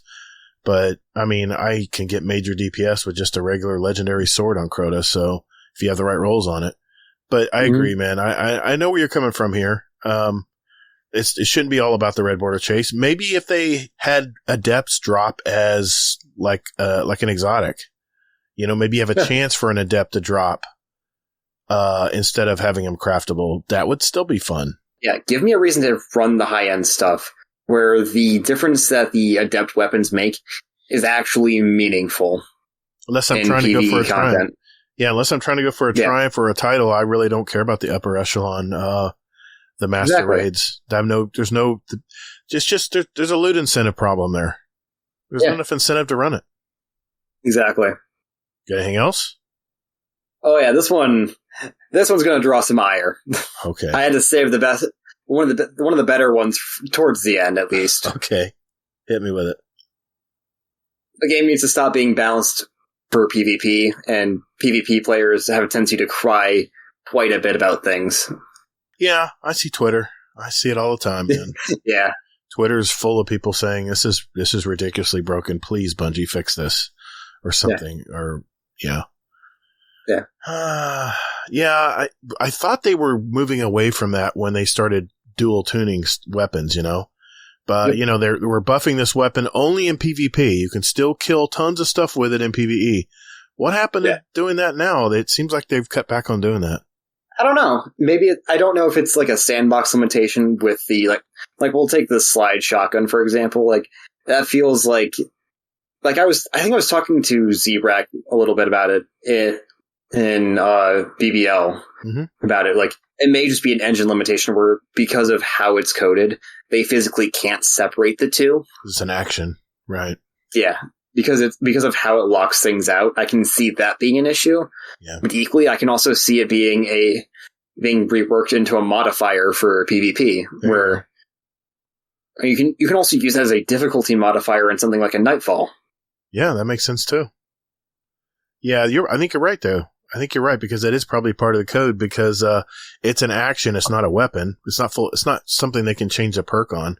I mean, they can. I mean, let's face it. Perks are either trigger from some situation or they're passive. For that reason, all they have to do is just adjust the dials on those, right? But on an action, I could see what you mean. That might be part of the movement code. Yeah, if slide and if shoot, no, deactivate melee. Man, yeah, I could see that, and I don't know how much ire that would pull really, because I think people know it. I think deep down people know that. They need to do. This is not a PvP game. Yeah, this is not a PvP game. Well, they just need to tune things for PvP and PvE separately, and if they can't, then just don't touch it. Don't mess with it. Yeah, because at the end of the day, PvP is still the main draw of the game. It is. PvP is just a part of Destiny. It's not the half of Destiny. It's a part of Destiny. Yeah, it's the left arm. It would suck to lose it, but at the end of the day, you can live without it. I'm an avid Crucible player. I would definitely miss it if they took it out of the game. It would definitely limit because here's the thing. When you run out of stuff to do in PvE, a lot of people run over to Crucible because you never get an identical game in PvP. Counterpoint, Gambit exists and you should play that instead. I am going to start playing more Gambit. You know why? Good. Because now I can farm that auto rifle. Breakneck is back, man. As soon as someone told me that, I'm like, okay, I'm playing. I'm gonna definitely play some Gambit this season because I love that auto rifle. Yeah, this is what Gambit needed. They needed to put something worthwhile in the Gambit pool for people to actually run Gambit. For the past several seasons, they've just been putting shitty weapons in there and be like, oh, no one wants to play Gambit. It's such a bad game mode that no one wants to play, so we're going to discontinue it. To which I'm like, hey, what if you actually put something good in there that's worth working for? Then people will play it if there's something interesting or unique in there, not, oh hey, here's Vice line rifle reflavored in green. Yeah, I got one of those. Like, oh, I hadn't seen this before. And I was like, oh, it's just like the other ones. Okay. Yeah, it's just like the other ones, but with 16 perks and none of them good. Yeah, the perk pool is huge.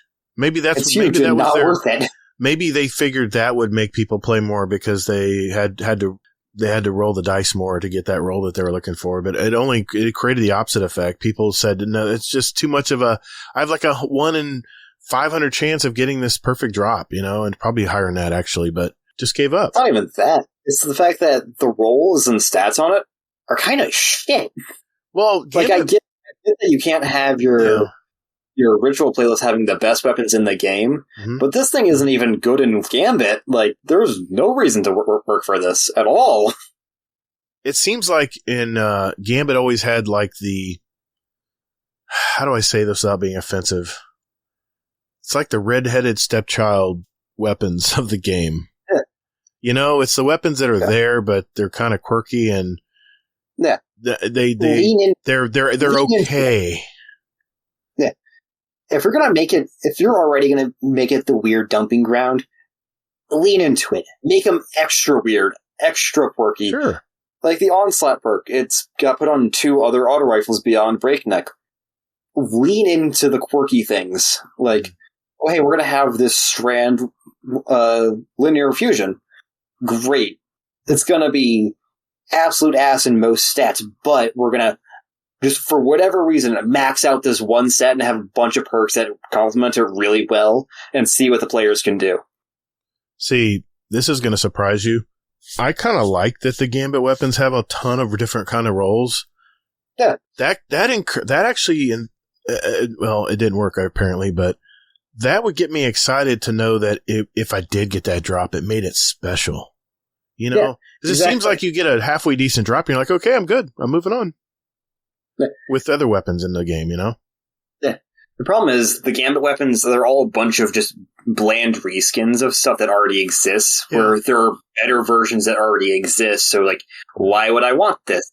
Why do I need a reflavored version of something that I have that is way better? I'll say it again. It's a looter shooter game. You have to have loot incentive for people to play it. People are not going to play a game if they're not getting something rewarding from it. Yeah. It's pretty simple. And being the fact that Destiny is as old as it is, it's more important than ever to have crazy stuff coming out, Oh, absolutely. You have to lean, like you said, you got to lean on it now because... Yeah, especially with how strong abilities are right now. Yeah. I don't build into guns very often, with the exception of, Dragon's Breath, because that's new, and it does a shit ton of damage. There is I'm going to look this up real quick. I'm going to give you an example here. There is a sidearm that's in the Whirlpool that just came out this season. Heliocentric? Yes. I'm gaga for this thing, man. This fits my play style. And the fact that I can get this to drop randomly in a legendary Lost Sector, I'm not going for just armor anymore. I'm going for those weapons now. Yeah. It's farmable. Put more, interesting loot in the game, Bungie. That's what I want. I mean, the one I did get is not crazy good. It's precision instrument and moving target, flared magwell, polygonal rifling. I mean, it's an average roll. It's not terrible, but it's not god roll. Yeah. But I'll tell you what, it's like a fun freaking sidearm, man. Yeah. I have one of the funny kind of cool that the two perks work together. I've got Hammer Forge and Accurize with it, but the two perks I have on it are Precision Instrument, and Enlightened Action, where dealing damage improves reload speed and handling. Right. Then dealing sustained precision damage or sustained damage increases precision damage. They both proc at the same time. It's like, oh hey, my gun's just going to keep getting better. And it's just one of those cool perk interactions that they could do with more of. I know. I really love that where we can earn Dreaming City weapons again. Oh yeah, and they have a new origin perk now. They have a new origin perk. It's called Advanced Reflexes. It's upon taking damage from a target, quickly guard or aim down the sights with this weapon to gain bonus mobility, handling, and charge rate for a short period of time. I mean, that's a pretty. I've noticed some of the origin traits are really exciting on a lot of these new guns. So I'd say Season of the Deep is where they figured out origin traits, because that's when they started to be interesting. Like they didn't dominate a build like Vice Stinger used to, but they were unique, they were interesting, and they were niche enough that you could do something interesting with it. Right. Because given restrictions is when people are the most creative. Like, all right, I only have this to work with. How can I make this shine? Because it's got this one weird niche thing that's really interesting. Now, how can I make this into something that's not only interesting, but really awesome? Right. I mean, I like the direction they're going, and a lot of these, and they've got a lot of new. They've got not a lot, but they have some new weapon perks as well, which I'm starting to learn more and more about as I play the season more. But overall, man, I love the world drop weapons they have right now. There's definitely some that I'm really going to farm and really try to get the right roll with versus my play style. But I'll say it again: the fact that the Gambit weapons, even though they were, average weapons at best, I love that they had different kinds of rolls and not just the basic rolls that all the other ones have. It separated at least the Gambit weapons a little bit from the rest of the game, but it just backfired on them because instead of making people want to farm those weapons more because they were lackluster in what they could do, it actually backfired where people said, no, getting my perfect roll would take a 1 in a 500 chance, and I just don't want to do that. I got better things to do with my time. Something I'd like to see them do is add more perks that run around with speed, like amp up gun and run on, which is the origin perk for Gambit weapons. So make it so you go dummy fast for no apparent reason. Sure. And it's like, oh hey, if you want to go fast, play Gambit and cascade your speed into more speed, and just let people have fun with it. Fuck balance. I want to have fun. Let's see how fast people can go if we stack Amplified, Gun and Run, and some other random bullshit. Zoom time, baby. I'll even go a step further when it comes to Gambit. If they put additional perks on Gambit armor, like when Gambit Prime was here, you could, if you were an invader, you were a sentry, you could mark the invaders where the rest of your team could see them. You could shut down the vault when you were nearby it as an invader. If you had perks like that, like role-based perks, and that whatever you're doing in the Gambit game, and you could apply those to armor slots, just a special armor slot like they do with the raid armor. You have a special raid mod. Why couldn't they do that for Gambit and have a special Gambit slot where you on Gambit armor only? And that would make people, one, want to earn the armor, and two, want to unlock the perks for it.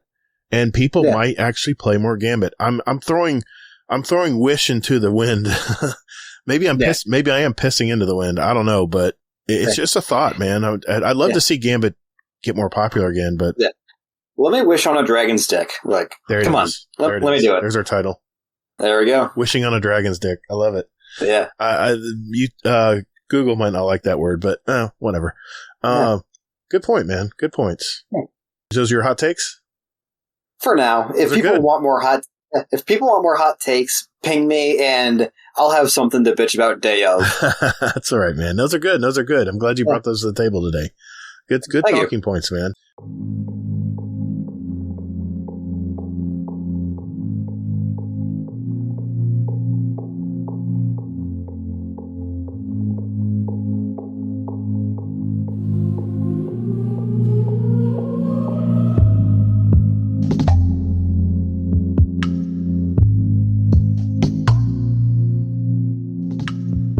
Hello, this is Admiral Nips from Potato Thumbs Podcast. You're listening to Guardian Downcast. And while your state sucks, you're still probably a pretty decent person.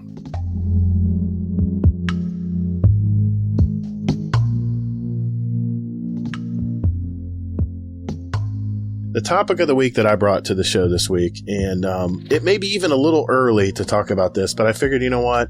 Since Joe Blackburn came out and posted that YouTube channel on the Bungie YouTube channel that, officially stating that the game was delayed until June and that they wanted to make the final shape something we'll never forget. I'm paraphrasing, of course, but another thing he said, which got my attention was, we've been holding our cards close to our vest.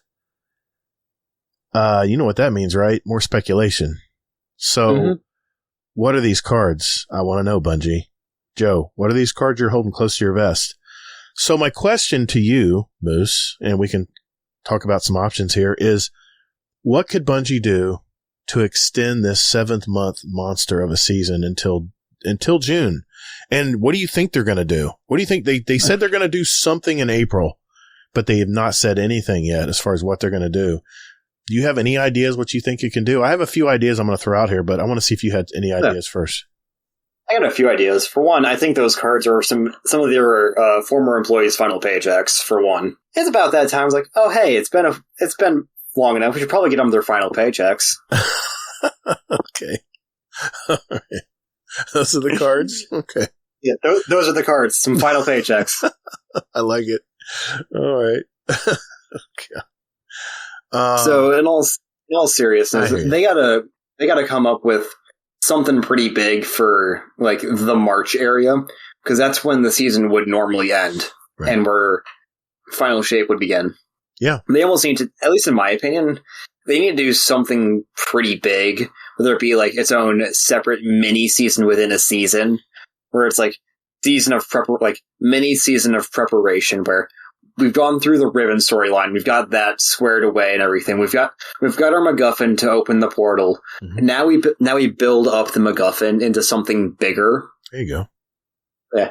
I also think it wouldn't hurt if they brought back an old raid or made a new dungeon in preparation for the final shape. That crossed my mind. Maybe a Leviathan raid. I would like Leviathan back. Because I never got to play it. I just want the guns back. I want my inaugural address. I want to be able to take it out of the sandbox. I mean, take it out of the my Sunset collection. I want my Ghost Primus back. Yes, that was a good auto rifle.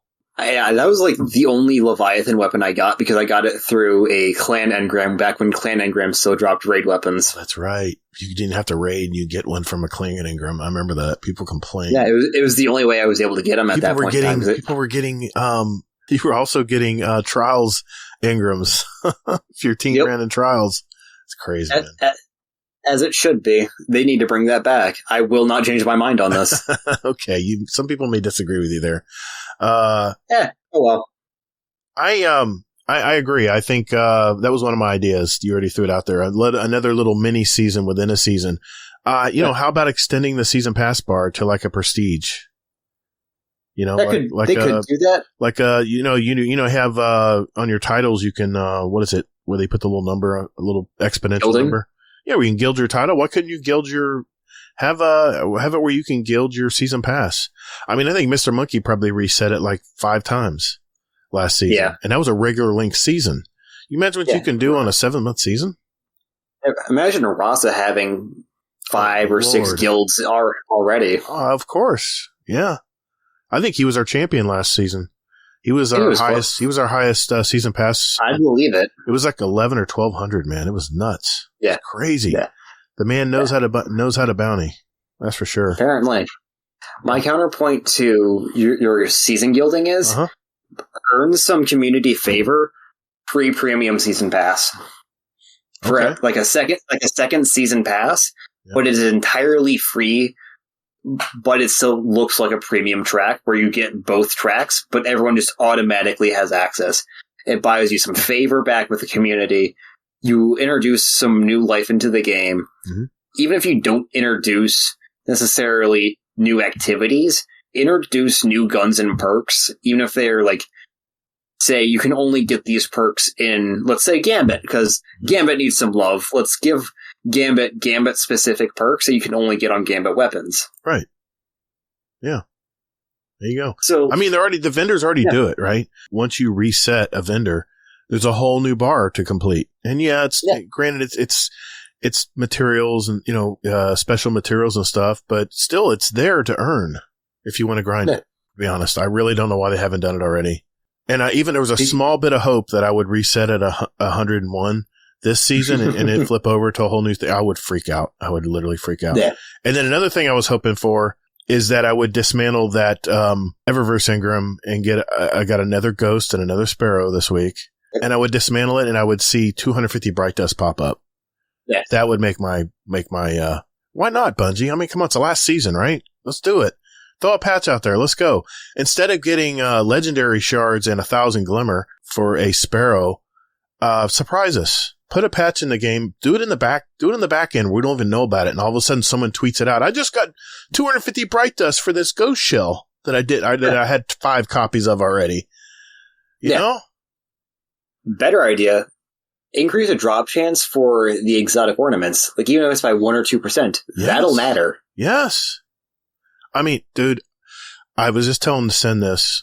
Was it Sin? Yeah, I told Sin this a couple shows back. I says, I've been recording every past 100, you get every 5 levels, you get an Eververse Engram. I've been recording every one that I cash in, and it's either a projection that, let's face it, nobody's using ghost projections. Come on. No, I got the one that I liked, and I haven't touched anything else since. I actually was going to do it to label my ghost so I can know that it was a Crucible ghost or that, but it just didn't even make sense then, and it just seems like they just need to take those away. And the second thing I would get either a Ghost or a Sparrow. And every now and then I would get, like, one time I think I got some Bright Dust. Yep. And then one time I would get like an exotic emote or something, which I didn't own, which that was great. But if we're busting our butt over 7 months, give us a reason to crank up that season pass. Yeah. Other than in some ubiquitous Eververse Engram where we get the same 3 things every time, 9 times out of 10. Another thing I was thinking is, what if they do another Moments of Triumph book? But maybe not Moments of Triumph. Maybe it's like let's get ready for, or maybe a book preparing us for the final shape. And we would get your quote-unquote season of preparation. Yeah, season. There you go. It could be like some kind of book that comes out in April that says, and just run through and do these little things in the game. And what you could even do this. You could actually go back and replay some of the stories of the past campaign and just reminisce. Be a time to reminisce, right? Before the final shape, right? And you unvault everything. That brings me to my next point. They could bring back a History of Destiny 2 recap by bringing back the Red War campaign out of the content vault. Yeah. Bring back Leviathan. Unvault this crap. I think the only reason they haven't done it is not because game size or anything. Give me a break. But because game size is bullshit. Is a bullshit excuse. We have Call of Duty that's almost a terabyte at this point. Come on, that's a bullshit excuse. Exactly. I think the reason they haven't is not because of balance or game size. It's legal, because that was when they were still part of Blizzard. Oh. So Blizzard probably owns part of that. They would have to give them a commish for anything that they would use, maybe some kind of kickback or royalty or something. I don't know how that works. Blizzard has already said, no, fuck you, you left. You don't get this. We won't release it. We'll sue you. Maybe that's it. You never know. Beyond the fact that they haven't upgraded the old stuff to current systems. Right. That is the only reason I can see them not realistically attempting to unvault everything. That would be a feasible reason why they couldn't do it. Yes. It could be a legality. That's true. Because they've switched teams a few times, over the years. We've gone from Blizzard to Solo, now to Sony. All right, I'm going to get my speculation is going to get crazier the further I go, so I'm just warning you. Good. I love speculation. And all right, what if they did this? Bullshit. What if this is the cards they're holding up against the vest? A Destiny 1 ported for the new consoles and PC. That would be interesting. I don't think it would go as well as they think it would, though. Really? You don't think so? No, because Destiny 1 is Destiny 1 is such a different game, and when you go back and look at it, other than like Taken King and parts of Rise of Iron, the story really wasn't the quality that it is now. The gameplay itself was such a different game. I don't think it would probably sell really well for a week or two, and then people would just not play it because like, why would I play this when I already have all this shit and better in Destiny 2? I agree. The quality of life is much better than original Destiny, but wouldn't it be cool to play on Venus in 120 frames? Oh, I would love to play Venus in general. Look up in the acid rain falling on your helmet and your goggles. Yeah. Instead of vaulting plans, they should just bring all of them back and add them as new add the old ones as new locations. Yep. I've been called crazy for bringing back Destiny Online, right? I guess it's never going to happen. It was wishful thinking at the time, but I think it's too grandiose. Or maybe this is something they plan on doing in 5 or 10 years from now, but not now. Maybe I'm too early in the game to think about that right now, but let's see what else I have. They said they weren't going to do another 30th anniversary edition because they just don't have the time. They don't have the time to develop it. So the hammer is swung. Yeah, I think so. Let's see. What about an expanded Guardian games? Because that's about the time that Guardian games comes out, right? Sometime in the spring. Yeah. What if they came out with an all new reinvented Guardian games or something? I think they need to do that for all of their seasonal events in general. So agreed. But what if they really went all out on it? And they have the base Guardian games to build on, but then they made so much more things you can do to compete. Yeah. I really enjoyed the Crucible games where it was Titans against Warlocks. That was fun, man. I get why people didn't like it because you get 6 Bubble Titans or 6 Thunder Crash. And it's like, all right, this is a bit irritating. Yeah, but 6 Nova Bombs. 6 of anything was irritating. 6 of anything was irritating. Okay, fair point, but still, I would still have a bunch of Nova Bombs come crushing down on all those bubbles, and then what do they got? There was always a counter. It seemed like there's always a counter, but let's just face it. Just kept supremacy in general. So yeah, I mean, let's face it. Most of your higher end players play Hunter in the Crucible. I mean, there's some out there that play Titan. I mean, I think Astacross is a Titan main, and I know a lot of Warlocks that are really good too. So I don't know. For as much as people complain about Titan, there's not a lot of Titan content creators out there. And I wonder if that's saying something. Not a lot of punchy boys that create content. Yeah. A lot of Hunters and a lot of Warlocks. Yeah. Got a lot of your edgy Hunters and your nerdy Warlocks. Where's the Titan bros? Whoa, nerdy Warlocks? No, come on now. They're not nerdy. Listen, I got a jab where I can. Okay. I just got kicked in the balls in this newest patch. I gotta swing back where I can. Just be careful. Warlocks didn't get touched. Just be careful. Be careful. I mean, nerdy Warlocks. I mean, that's edgy. But I was just thinking, that's when Guardian Games comes around. What if they really went all out with Guardian Games? That would and instead of it being, 2 to 3 weeks long, make it 6 weeks long. Make it a big, grandiose, and maybe every week that a Guardian, whatever class wins, they have like a major scoreboard up top that you can give you in real time. It can show where everyone's at the moment, And an ornament that increases in fanciness the more a class wins. Oh, okay. Like, let's say you have Taraxpos from last year. Uh-huh. It's going to be back in the loot pool again. Or I'm going to use it as an example. So let's say the more Titans win again, the better the Titan ornament for the Taraxpos gets. To a point where it's like, instead of it being like the pretty basic color scheme that it has of white, black, and a little bit of blue, red, and yellow, it becomes like a giant line decal that, like, let's say Titans win 4 or 5 weeks. Then only Titans can use it.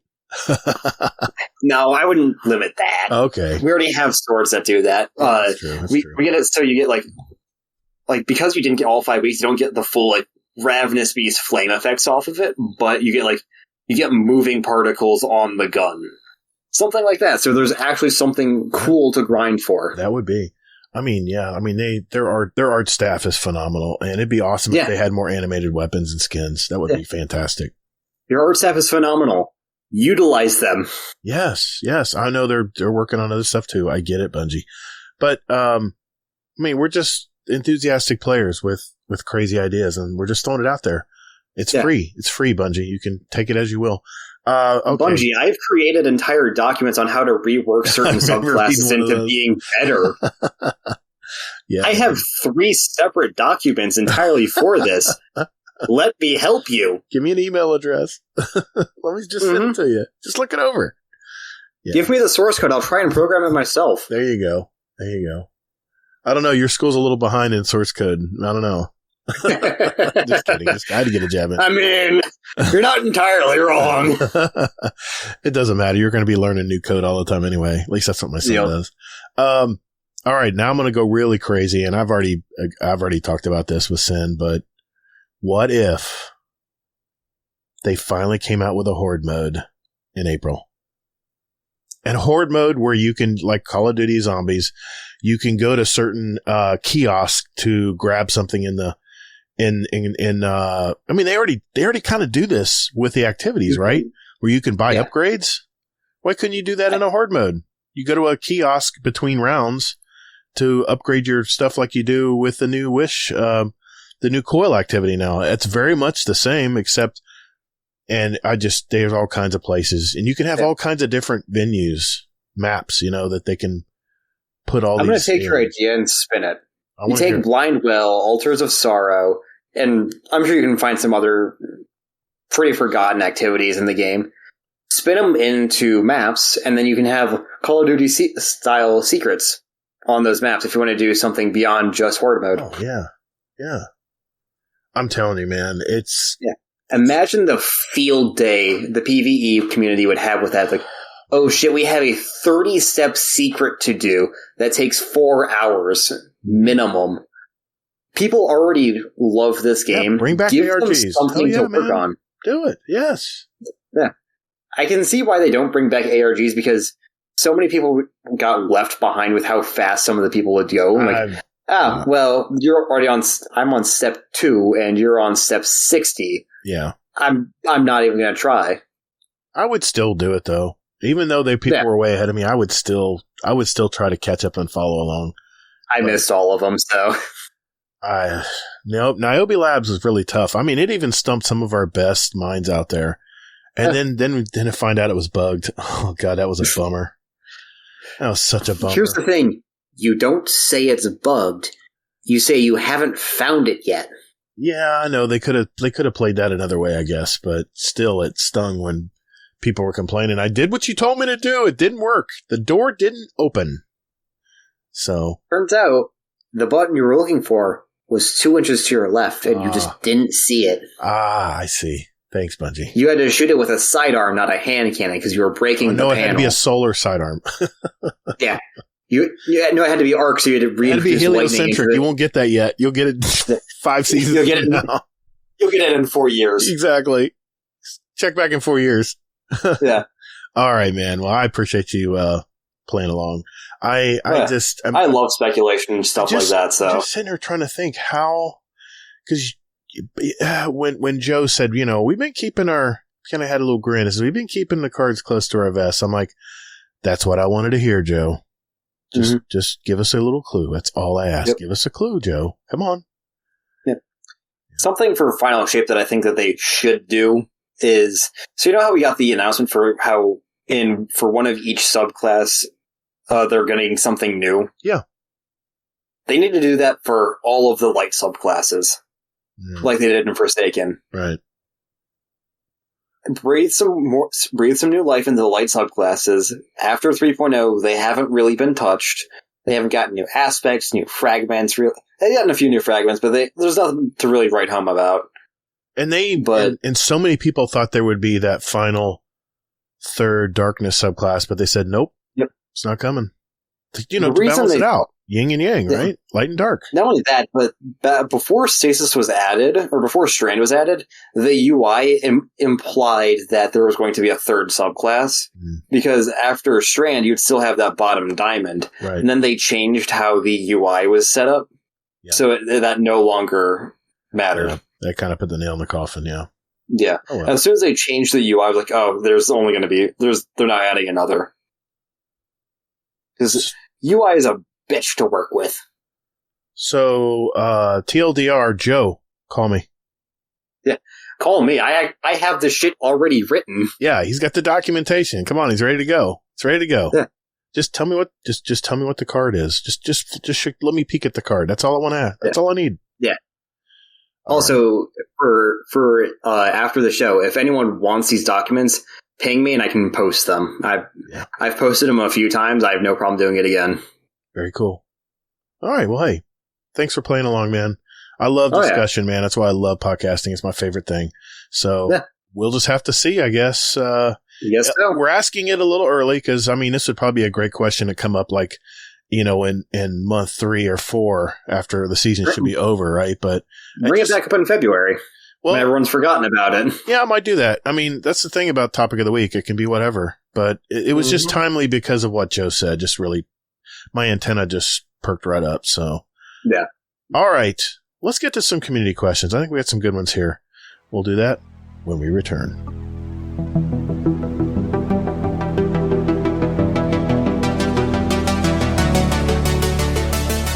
Hey, Guardians, would you like to send a question for the show to us? There are 4 ways to do it.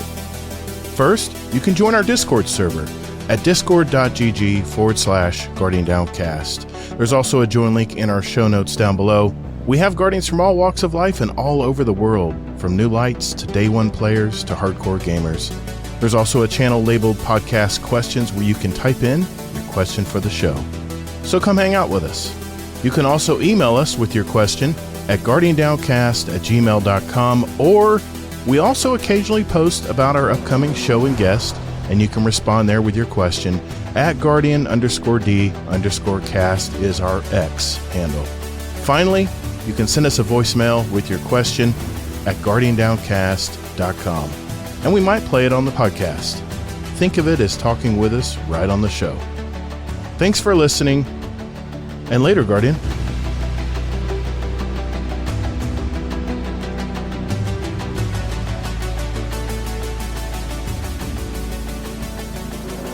All right, boys and girls, it's that time of our show where we get questions from you guys. And we have quite a few questions for our guest Moose tonight. And I'm just going to start from the top here. This is from Mr. Technical. Question for the Saboteur. Why do you enjoy throwing raids so much? Do you throw raids? Because it's funny. The amount of times I've killed people in actual active encounters, not numerous, but it's enough times to be memorable. Like sending a Felion into Oryx to start the encounter. Or back when I could still splat people against walls. I killed Bell while we were about to start bombs for damage. It's great. It's fun. The reactions are the best part of it. Yeah, I don't care if I actually kill you. I just like getting the reactions like, Booze, what are you doing? Yeah, I think you yeeted me like at least 3 or 4 times on the Ron raid. Yeah. And if there's someone new I haven't raided with, out of obligation, I target them. Yeah, it's great. Everyone gets a laugh out of it. Yeah. I inevitably fall off the map trying to do it. Everyone has a great time. Win-win for everyone involved. Well, that's funny you should say that because Brittany had a question. She goes, why are we natural enemies? Because you like having 6 million channels when I think 20 could do. I get that. I do.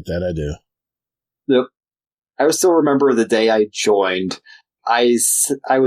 It was after class at the Discord. It was after class. I was like, all right, I'm going to join the Discord. And I was like, throughout the entirety of me using the bathroom, I'm like, all right, so meet this channel. Holy shit, how many channels are there? we cover a wide range of topics, that's for sure. Yeah. But I put a video out there if you want to understand how it all works together, what the master plan is, and it's all in the video. Thankfully, Rodimus has helped to bring them down some, because a little bit. There used to be about double. Yeah, we've condensed quite a few things over the years. Yep. That's for sure. It took me the entirety of that bathroom trip in order to finish going through all the channels of what I wanted to actually get. You know what? I have to figure this out, but the check this out channel and the activity raid bot, for some reason I keep passing them when I'm looking for them. I got to figure out how to structure that part. Those are two things that I always seem to pass up. Copilot had a question for you. Question for Yeeter of everything. What is the biggest thing you have ever yeeted? So if we're talking about in video games, I've played GTA 5 enough to do some pretty funny, goofy launches where I would like launch a plane using a car or using a tank and sending it to the stratosphere. Oh my God. And then jumping out and parachuting down. Or not parachuting down, just splatting because I forgot to buy another parachute. Nice. And then in real life, when I worked at FedEx, the amount of random bullshit we would just throw into the semi-trailers because we would be getting a few hundred boxes in an hour. Like, all right, fuck it and chuck it. Oh my God. Okay. FedEx and UPS does not treat your shit well. It's a fuck it and chuck it kind of situation. Dude, if it stays over the weekend. Some of the boxes I get from both those places, I'm like, where has this thing been? And you're just praying that the person put a ton of padding in that box. Yep. We do not care if it says fragile. It is a fuck it and chuck it. We've got another 400 coming here. Yeah. I remember I packaged up a literal, my son was up at college up in Minnesota, and he, instead of driving up there and dropping him off or having him just buy another computer because his computer had failed, I sent him one of my desktops, and it was $93 to ship it ground, slowest way possible to Minnesota. Ooh, that was your first mistake. Really? Never do stuff ground? It's not worth it. It's more than likely it's going to get touched by more than one package station, which means that there's just an increased chance of it just being chucked. Oh, man. I mean, I put padding, I put expandable foam in between all the cards and everything, man. I mean, I really took my time. Oh, yeah. I even had a blanket inside the box. It was crazy, dude. Very good. It was protected. I mean, it survived, but I don't know if I'd ever do that again because I was like $100, man. I'd rather just give them $100 to put toward a PC, you know? Yeah. Anyway, I hate Stormcrow. I think this is Darth Noodle. That's Noodles. Yes. Question for King of the Shoulder Charge. Fire Team Dino Nuggies. Fire Team Dino Nuggies raid. What 5 members are you bringing with you? So, guaranteed, I got to bring the boy Potato. I am the man that brought him into GDC. Okay. And he and I actually went to high school together. So nice. He is an IRL friend I brought in here. Okay. So we've got him. We got to bring Noodles. He's a great man to just fuck with. Okay. That's 2. Let's see. We got to bring the LFG whore himself, Gelano.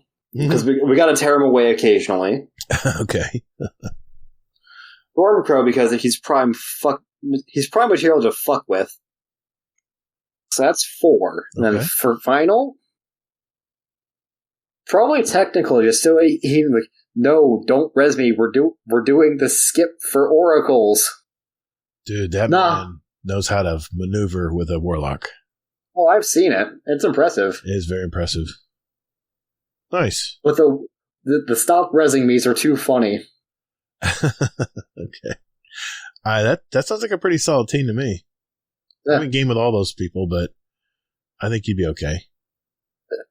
Nice. FGN's a great time. If you get them on Gambit, you are set. Really? They are some prime Gambit players. Okay. Good to know. Might need to do that to farm some Gambit gear. TL Tim, question for the Yeet Master. If Eager Edge and Shoulder Charge were removed from Destiny, how quickly would you be max prestige in Call of Duty? I wouldn't, because I'm not buying Call of Duty, but some of the Battlefield ripoffs or some single-player games, Oh, that'd be fucking instantly. You'd instantly see me just, oh, hey, look, all these single-player games are done in under a week. I wonder how that happened. Or, oh, hey, BattleBit, I'm suddenly level 5,000. When did that happen? It looked like a decent game. At least the mechanics. It's a lot of fun. Everyone's been trying to get me to play because I'm a Battlefield player, but... You would enjoy it. Yeah, it's just time, dude. I think I've decided, since the season's going long, I think I'm gonna do the Modern Warfare 3 zombies. I think that's where I'm gonna head. I still have I still have a ton of Starfield to play. I mean, you can get lost in that game. Yeah. And then I ordered the new expansion for Cyberpunk. Eldris Eba one. Idris Elba is in Cyberpunk. In Cyberpunk, yeah. What did you just say? Yeah. I mean, I have the new Cyberpunk too, and I've heard it's really working well now. So yeah, I need to finish that game. I started it and never finished it. There are 3 games right there that I need to at least finish and get my money's worth out of. Yep. I was smart and bought Cyberpunk on sale. Yeah, Hazel paid $5 for it. Not the expansion, good man, but the original one. Yeah. Yep. Soccer. Question for the best animal on Earth. It's so crazy that they can close their nostrils and go down in the water. That's crazy, dude. I never knew that. How much snow is currently on the ground there? Had this been recorded a few days ago, I would have said about an inch. Currently, we got a bit of a heat wave. We hit the 40s. We hit high 30s. So none. That's a heat wave? Yes. Okay. Considering last year I had snow days the first week of October. Yes. Follow up. And I need you to understand. I just imagine how much snow and ice you have to get for a country or for a college in one of the most northern parts of America to count it as a snow day. Dude, we haven't seen snow in decades. Yeah. Brittany follows up and says, why does soccer think you are the best animal when in fact you're the worst? I don't know. I'd have to disagree there, Brittany, after what I just heard about the moose today. Unfortunately, you're just wrong once again. Oh. Like, I don't know how you just keep being wrong all the time. You gotta be careful, dude. She'll throw cheese on your head. Don't do that. Don't incite her. Don't, man. You don't want that slice of American flying on your head. It's not pleasant. What do you mean? I can make grilled cheese. It's free ingredients for grilled cheese. At least piss her off twice then. That way you get 2 slices and you got a good sandwich. There we go. Rodimus has a question for you. Question for the King of the North. Have Tao rode a moose across the lake to visit the Canadians yet? Not yet. Unfortunately, Lake Superior doesn't exactly freeze. It doesn't? The Bay... No, it's essentially a mini ocean. It's huge. Yeah, it gets waves big enough to just snap freighters. Really? Edmund Fitzgerald. Yeah, Edmund Fitzgerald. Yep, that's true. You get some nasty thunderstorm. Yeah, you have to treat it like an ocean, otherwise you will be obliterated. You will get to photosynthesize with the wreck of the Edmund Fitzgerald itself. Well, Sweaty Spooks will be sad to hear that. Oh, yeah. I'll see if I can at least ride out to Isle Royal and maybe go from there. There you go. This is, I have it truncated. Hold on a sec. This is Volson the Deathrite. Question for Moose, the show. Have you ever made a friend out of a random blueberry? And if so, do you still play with them? That's a good question. Yeah. Oh, hell. I need to see it. I don't need to. Random blueberry. Well, I used to play an alt account called Old Guy Shot You. That's how I actually found Warcry playing Destiny. Hey, nice. Because I was playing Crucible, and I saw Warcry 1969, and I was like, I wonder if that's Warcry. And he didn't know who I was because I was just Old Guy Shot You. And I made up all these fun names when there was such a content drought in Destiny, and I just had fun making accounts. That was kind of my way of getting through the content. And yeah, he was a blueberry at the time. Yeah. How about you? So, not in Destiny, but in Overwatch, I've met a few people that I just vibed really well with. Like, it wasn't even like in team chat, because team chat in Overwatch is a mistake. Don't do it. Stick with text chat. Even then, it's probably a mistake. But I've got a few people on my Overwatch friends list that are like, oh, hey, T-Rex is on, or oh, hey, this guy's on. Let me just hit him up like, yo, let's get in. Like, it doesn't happen often just because I don't play Overwatch as much as I used to. Yeah. But occasionally. I like it. All right. Good question, Volson. Thank you. Yeah. Okay, next question for you is from Danger Powers. Question for Moose Shoulders. Will the Dallas Stars take the Western Conference this year? Are you a big hockey fan? Yeah, hockey is the only sport I actually give a shit about. Okay. They fucking better. I swear to God, if Jamie Benn ruins the fucking run again, I'm gonna be pissed. We got two great goalies. All we need is Jamie Benn to not fuck it up again. That man's threw away the cup last year.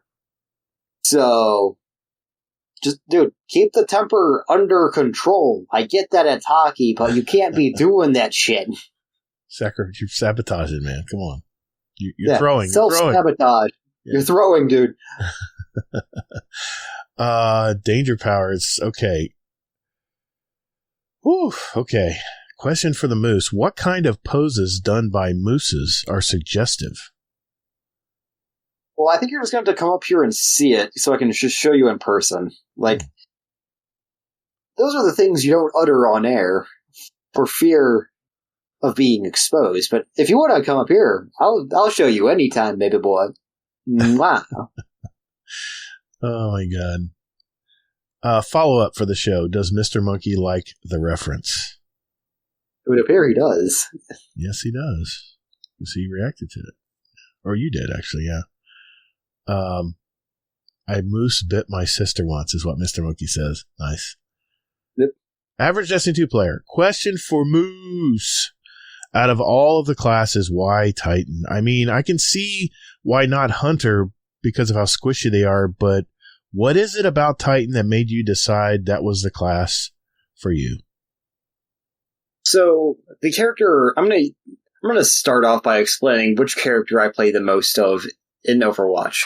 So in Overwatch, there's a character known as Reinhardt. That's the one I play. His main ability, he's got the big hammer, the big fuck you shield, and he just runs your ass down. Mm-hmm. That is a character I have almost 50 hours on. So you're a tank player. Oh, absolutely. I like it is my favorite on that game. Hell yeah. But I come over to Destiny. I always like the big boys, the big chunkies. I got the big guns, the big hammers. I swing. I stop the damage for the others. I take point. You follow me. I don't follow you. This is how it works. I will lead the charge and take the damage. Your job is to deal with whatever I don't deal with. It's a good combo, if I say so myself. Sounds like Crucible. Yeah. Yeah. Nice. If only Crucible was a good game mode. I'll respectfully disagree. Okay. Stormcrow. You can try. Stormcrow. You know I'm right. No, I don't know about that. Yeah, no, I'm right. Stormcrow has 3 questions for you. Yes, the first one is a question for Mecha Moose. Why is Artificer a bougie class?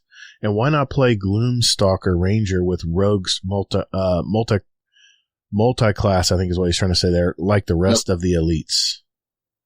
So, Artificer is, of course it's a bougie class. I get to make my own magic items. I get to have a magic gun. I get to have Robot Dog. Of course it's a bougie class. Who doesn't want to be a bougie class? But man, you really went just basic, edgy bitch boy with their Gloomstalker into Rogue multi-class. Like, god damn, dude. Be a little creative. Like, go Monster Slayer Ranger. Become the monster hunter of your dreams. Be interesting. Don't be, I am Shadow, I am Night. I am Fungus Man. Is this a rock band or something? What are we talking about here? D&D. Oh, okay. Yeah. Got you. Yeah. I'm not Googling Artificer at all right now. Okay. A second question he has is a question for Moose, Baron of the Up. Why does Ginger Potato act so old and not full of youthful exuberance like myself? Because he made a mistake on the college that he went to. That's why. All right. Okay. I'm just. He'll agree with you too. Like, I know he will. Okay. All right. I'm just going by the answers here. And the final question from Stormcrow is question for the yeetiest of yeeters. If you and Sin had to face off, who would go over the edge first? Oh, I would love to see this battle. Yeah. So my friend in purple and orange, my friend that explains away the Eagles and why they cannot fly to Mordor. It would be a contest of the immovable object and the unstoppable force. The universe could not handle such a meetup of this proportion. But inevitably, the unstoppable force of myself would win. However, the raid team would not be left standing. It would be a wipe scenario as I at that point have launched all of you into the heart of Oryx. Oh my god. All right, Sin. There you go. I'll let you comment and show feedback. Okay. All right. The man has spoken. Hey, good questions, everybody. That was good questions for Very you. good. Now, I had my mods pick out some Destiny questions this week, too, so we're going to ask some of those as well. And these you do not know about because they're hidden. Correct. So, let me see what we got here. Okay. This was actually from Tajo Trade, and this is just a life question. He goes, what is your favorite fair food? Mine has got to be funnel cake. Funnel cake is good. I think mine's going to be pretty basic, but it's just giant soft pretzels. I haven't gone to the fair in a while either, so. But I have to say it's just like the giant soft pretzels that you can get. Yeah, the correct answer I was looking for there is cotton candy. Okay, next question. I'm sorry, that's just what I grew up on. It's just that's fair. It's empty calories. Yeah. For the amount of sugary shit I ate growing up, cotton candy was surprisingly not one of them. I was always fascinated when they made it in the machine, and I don't know, man. It just tastes so good, melts in your mouth. It's not filling. It's just like the perfect empty calorie. I just can't explain it. It's something to munch on without ever feeling full. Exactly. Yeah, and you just eat it and eat it and eat it. You never stop until it's off the roll. Perfect food trap. It really is. And it is an empty calories. There are definitely calories, but it's just sugar in it. Anyway, Soccer had a question here, and I want to answer this one too. It's, what is your favorite and least favorite seasonal Destiny activity? That's a good question. Okay, I think I got my answers. I gotta think for a minute. Okay. I gotta think for a minute. All right, I'll answer first. My least favorite is Guardian games. It's okay, but I know that's seasonal. Okay. I know they've done a lot to Guardian games every year. Or at least they've improved it a little bit. I do like how the Taraxipus had multiple tiered roles that you could get to drop for you. I love that part of it. But as far as the actual games itself, it was very redundant, very repetitive, and that would be my least favorite. My favorite is going to be, that's tough because I have two that I love, and one of them's coming up, The Dawning.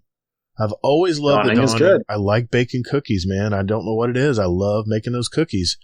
And it's just, you can farm so much stuff making cookies and delivering them and getting you can get a lot of bright dust farming that way. I don't know what they're going to do this season. It's up in the air, but gotta love Space Grandma when she comes into town and gives you an oven to use to bake some cookies. So that would be my favorite, but it's a very close second, but I love the Solstice event too in the summer. It'd be a tie, but I would say it leans closer toward the Dawning activity. What say you, Moose? Honestly, I think the one I disliked the most is the more recent iteration of Halloween event. Festival of the Lost? Yes, that one. I liked the Haunted Forest as a concept and how it was implemented. I get that it had to change eventually, but like rehashing Lost Sectors, some of which are still in the game, not it for me. Yeah, I was a little disappointed. I was hoping they would have more Lost Sectors that were haunted this season, but it was just pretty much the same ones. They needed to rehash it entirely because I didn't give a shit at all about the Memento.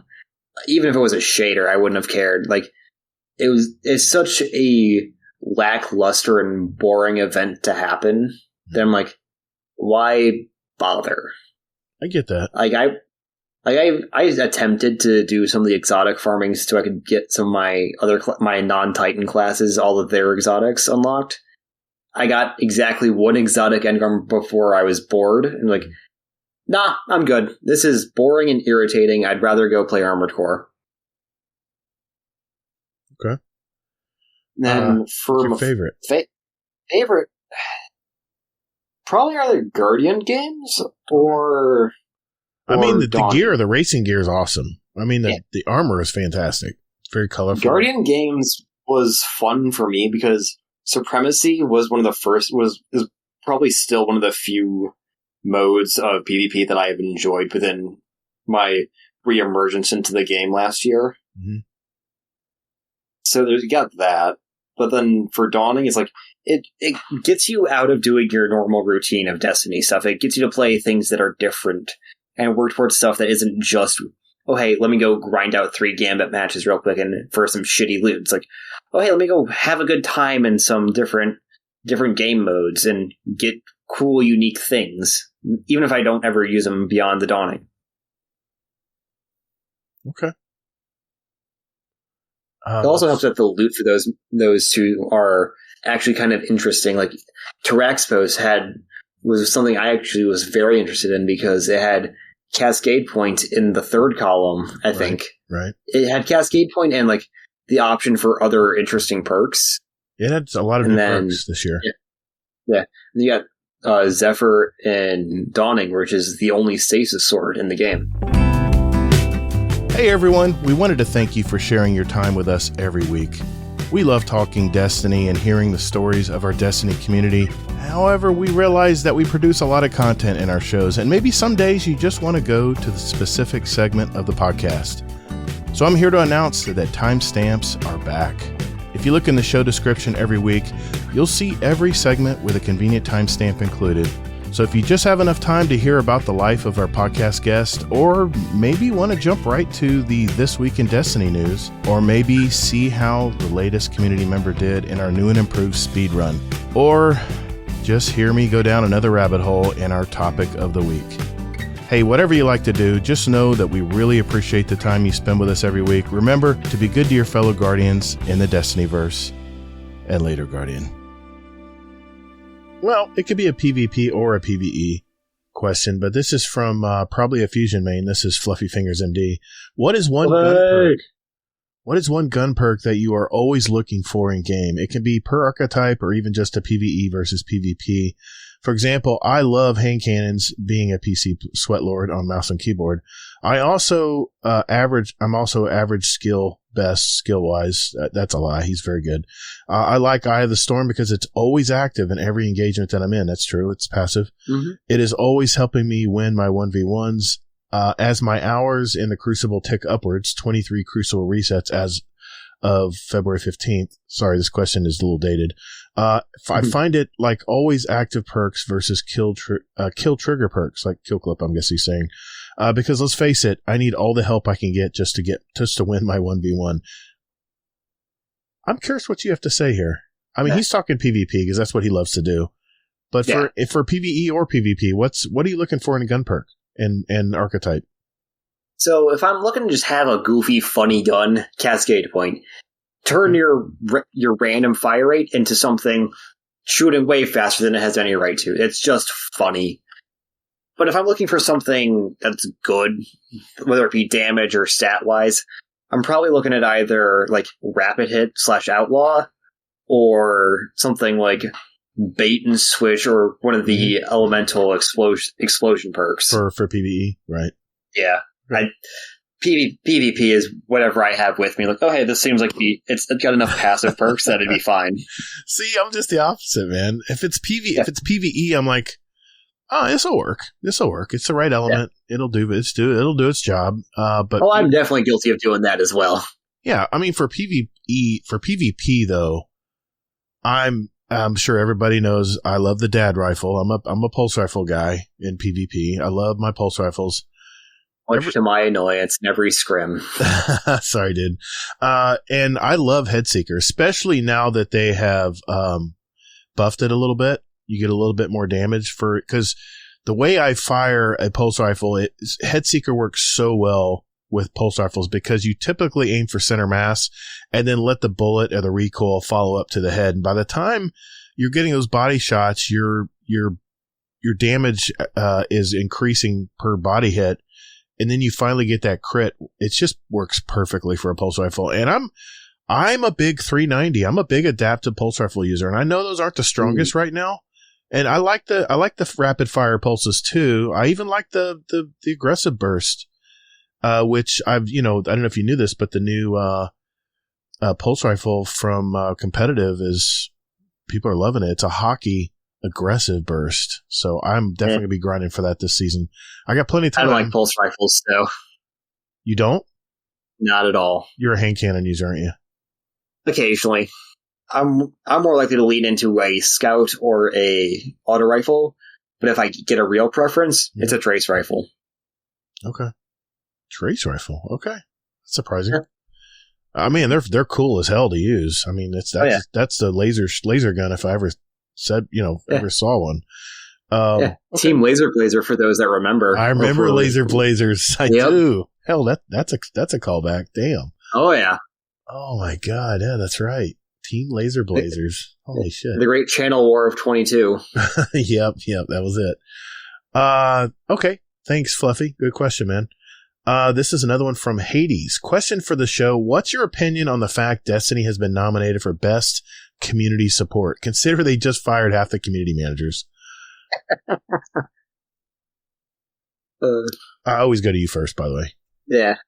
It was going to happen. The game's been around for long enough, and like it or not, Destiny 2 is still one of the more communicative games out there where developers at least attempt to communicate with the community.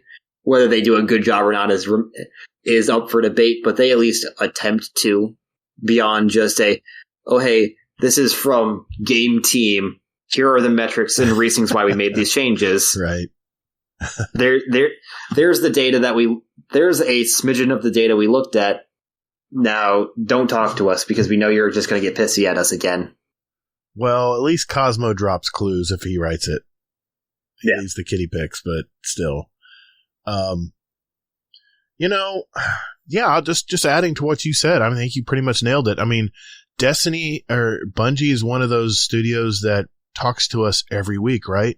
We talk about the TWID every week. Every week we're talking about the latest news. They're always communicating with us.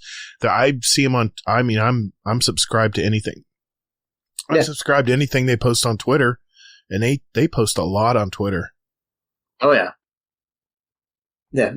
There's entire channels in all of the Owl Sector lines that are just dedicated to Twitter responses. Oh yeah. Exactly. So yeah, even though, yes, I don't know why they fired community managers because that's the conduit between us and them. But they must have had their reasons. I guess they figured they were just reducing it down to just a handful or a very minute amount of community managers versus what they had. But I think they realized oh shit, we need to recover some ground because we put too many cookies in the oven with only one source of income. Okay. That's my estimation on what happened. Right. I mean, I would give them that nod only because they communicate every frickin' week. It has to be dread, especially on some really bad weeks. Whoever has to write the last week. Yeah. Oh yeah. I'm sure the team dreads whoever's turn it is to write those blogs because those aren't easy to do, man. I mean, I've been writing on Medium a little bit here and there, and it takes a lot of work and a lot of thought. It takes more thought and work to write an article than it does to make a video.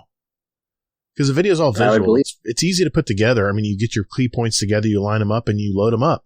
And you start building. But when you're writing, it takes so much more mental energy, man. You have to make sure the words make sense. Exactly. And not only the grammar police are going to step in. That's my wife. Okay. Yeah. A couple more questions here, and then we'll move on to our song picks. Question from Sith Daddy Fresh. This is an unusual question. Question for the show. Could a vampire policeman enter a home if they have a warrant? Interesting. Ooh. Yeah. No, because whether they have the warrant or not, due to the rules of hospitality with vampires, they still need permission to enter the home. Exactly. And warrant or not, they are still not being given permission unless they are invited in, much like the Fae. The Fae may try and be sneaky with it, but they still have to follow the rules of hospitality, and they're not allowed in unless you invite them in which case, don't. Yeah, if you have a warrant, you're basically pushing the door open, handing the warrant to you, and coming in.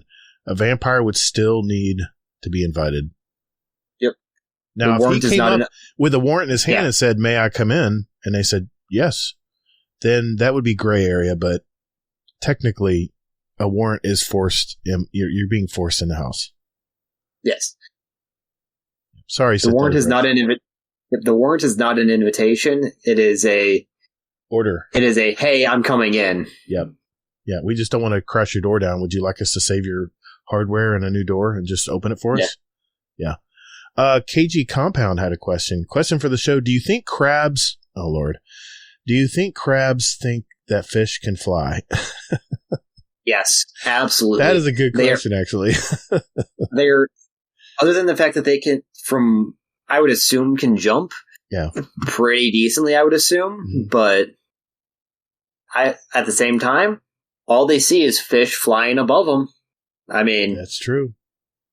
What else can you think but, oh, hey, there goes Steve on his way to work again. Or was that Steve? Oh, hey, oh no, Steve is way, way up there. I can't touch Steve. He's too high. All right. I'm looking at some more here. Okay. Here's one from Phi the Saint. Question for the show. Who is the most motivational character in the game? Why is it Shaxx? And what is your favorite Shaxx quote? Yeah, it probably is Shaxx. At the end of the day, he's got that fire mixtape in Zavala's office. He always knows how to motivate you, screaming yes and everything. But I think my favorite line for him is the line he gives out for when you get the "I made this for you" medal. Like, because it's just like, oh shit, I don't have something for this. No one's ever gotten this far. I made this for you, Guardian. And it's the break-in character of the boisterous, loud Titan running the Crucible like, oh shit, I made this for you. I hope you like it. It's probably our speedrun intro. Because it's a we ran out of medals saying before we do the speed run. It's one of my favorite sayings. So that would be my answer probably. And yeah, I mean, Shaxx is an excitable guy. I mean, he's next to my name in the Discord where he says, shit, what does he say? He says, this is amazing. Amazing. This is amazing. That's exactly what he says. I'll clean that up. I swear sometimes, man. I'm fading. I'm going to use a fading. We're fading already. Yeah, we're fading. Yeah, I guess so. It's only 1 a.m. I know. All right. Another one here I'm going to try to get as many as I can out because I know we have so many questions still buried. Yeah. From Teabag the Enemy. Question for the show. If you could put any title seal on your tombstone to show your greatest Destiny 2 accomplishment, which would it be? See, I don't really have that many titles or seals or anything. Mm-hmm. But honestly, I'd say I'd probably throw on like D2 beta veteran, something to do with the D2 beta would probably be it. Because like, there's not a whole lot I have that's super exciting in terms of that, but I've got like, there's a few things I have from back in the day that have been sunset, like the perfect paradox I got from the lighthouse, from the old lighthouse, back when you could the OG crafting weapons, if you will. So probably something to do with that, honestly. Yeah.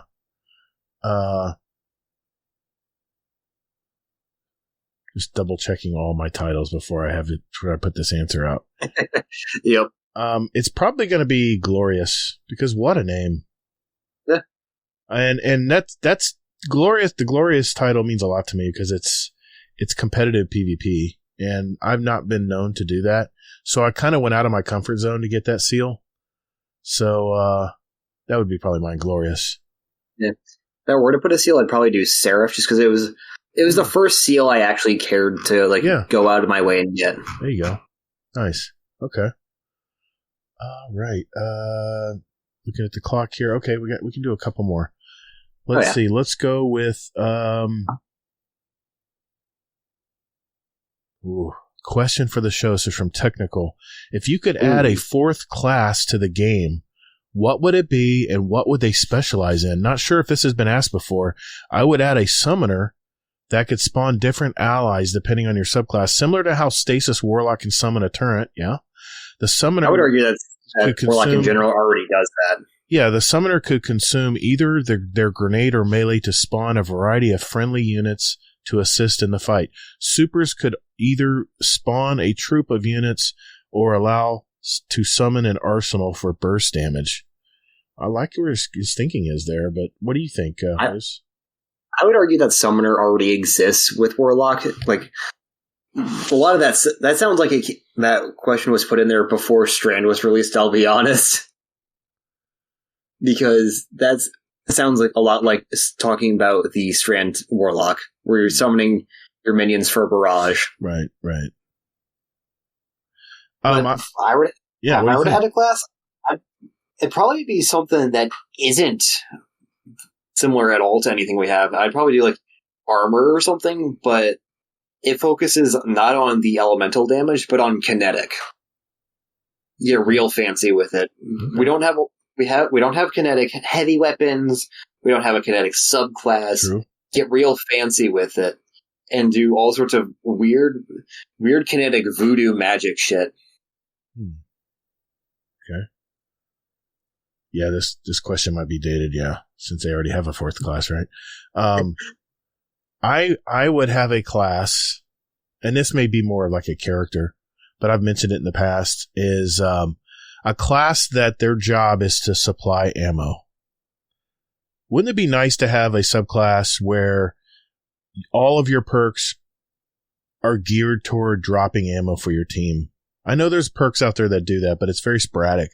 But what if you had a guaranteed subclass that you could bring with, you could have this subclass character on any raid team, and it would just make sure that you always had heavy ammo, you always had special ammo. And you could even if you had an advanced form of it, maybe you can even grant class ability. Like, you know how you can aim a healing burst with the Lumina hand cannon to people? What if you could your weapon could burst like a boost of instant grenade energy to somebody? Or, you would just be it goes back to my Battlefield days, because there was always a class that all they did was chuck ammo at everybody when they're fighting. And you would get a shit ton of points doing it. And Support's my highest ranking class in Battlefield 1. I love that class because nobody wanted to play it, and I was like, "I'll do it, man." Because everyone wanted to revive everybody, right? They wanted to keep the team alive. They also got Medic usually got the best guns as well. I was just going to say that they had the best weapons too that you can earn for that class, but it was more like LMGs and heavy weapons that laid down a lot. That's my style of shit. Yeah, it's a tank, right? It's a tank. And you could just lay down a bullet, just a storm of bullets, and you could just resupply yourself so you never run out of ammo. It's the sweetest thing. Although I would argue that already exists in both the Aeon Cult Gauntlets and Cenotaph Mask, that you almost never have to worry about ammo anymore with those existing. You'd have to be a warlock on one of them, but yeah, that's true. That's true. Yeah. Okay, all right. But that's where my head went when he started talking about that. So yeah, okay, good answer. All right, good question, Technical. Thanks. I don't know how old that question is, sir. I apologize. We are in the process of getting through our questions asked. There's probably people who went, "Oh my god, I don't remember asking that question." Rodimus is coming knocking. Exactly. This has probably been asked before in our show, and we'll go out with this one since we're talking about dungeons this week. This is from SV6 Mad. Question for the show. If you could build your perfect raid, there's no wrong answer as it's your raid. How many encounters would it be, and what mechanics from other raids would you use for each encounter? So, full disclosure, Garden of Salvation is my favorite raid, so I'm definitely pulling from that, at least to a degree. Okay. So, I'm probably going to go 4 or 5. Actually, I'm going to do 4 encounters and then a Queen's Walk style encounter where it's after you kill the final boss, and how you get to the loot room. So, first encounter is probably going to be something similar to Garden, where you have the relay race style of you got one section is dealing with whatever mechanic that's probably dealing with a boss enemy. Mm-hmm. The other is dealing with ads and setting up the next area for the other team, and it's just relay race handoff style. Second encounter is going to be like more mechanically heavy. So I'm not a huge fan of the raid, but this is like the one encounter I do like, and it's because I got pretty good at it from day one. Mm-hmm. It's going to be the Root of Nightmares second encounter with the jump puzzles. Mm-hmm. Like mechanically intensive enough, both in terms of actual gameplay mechanics and physical like aiming and gunplay mechanics as well. So you got that. Third encounter will probably be something similar to... I'm going to go back to Garden, honestly, with how you set up the first actual boss fight. Mm-hmm. And then fourth encounter, we're going to do... let's see. Fourth encounter is going to be... We're going to do the King's Fall style of where you just go double boss back to back, where we're going to have like a Rolk style fight, but probably not fuck with any symbols. It'll be open the gateways with like a Garden of Salvation style mechanic where you gotta tether and open up the gateways in a certain order in order for it to enable damage or something like that.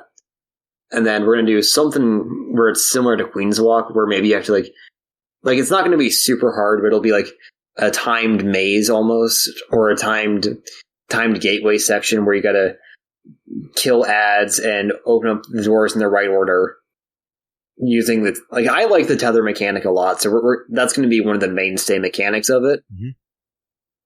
So I think we'll probably do that. And the main enemy will actually be Cabal, because there's not any Cabal, really, if any, Cabal raids left in the game.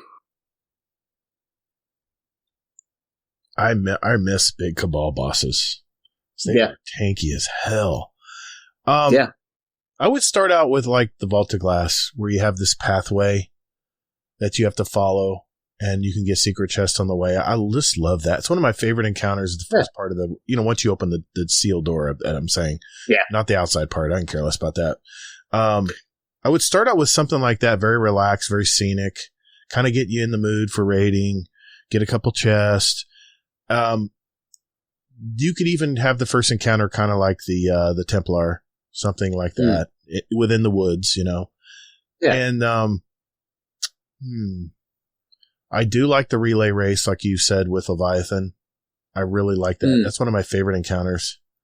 Yeah. Where you have to stand there and open gates with symbols and stuff as the person's running around. That was just a cool idea, man. I won't get too in depth because you kind of went in depth on yours, and I'm not that smart. I'm just telling you the favorite parts of my raids. It would probably be 4 encounters total. The third encounter would probably be something.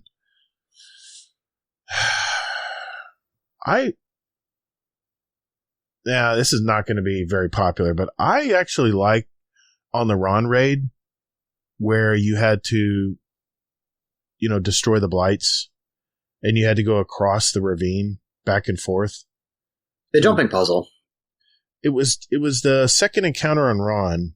Yeah, where you're just going back and forth up the 3 layers. Yeah, there were 2 people on both sides, light and dark. I kind of like that encounter. Yeah, me as well. That is the only part of that raid I actually like. The problem was it's just so buggy, man, with those catapults. I would get catapulted I get catapulted and hit the wall and fall off, and then I'm like, well, we got to wipe because I don't have enough time to catch this up now. If they had that, really honed in really nicely, I would have a ball doing that. And then the final encounter, and this is what I've always wanted in a Destiny raid, and they haven't done it yet. And I'll even use your Cabal as an example.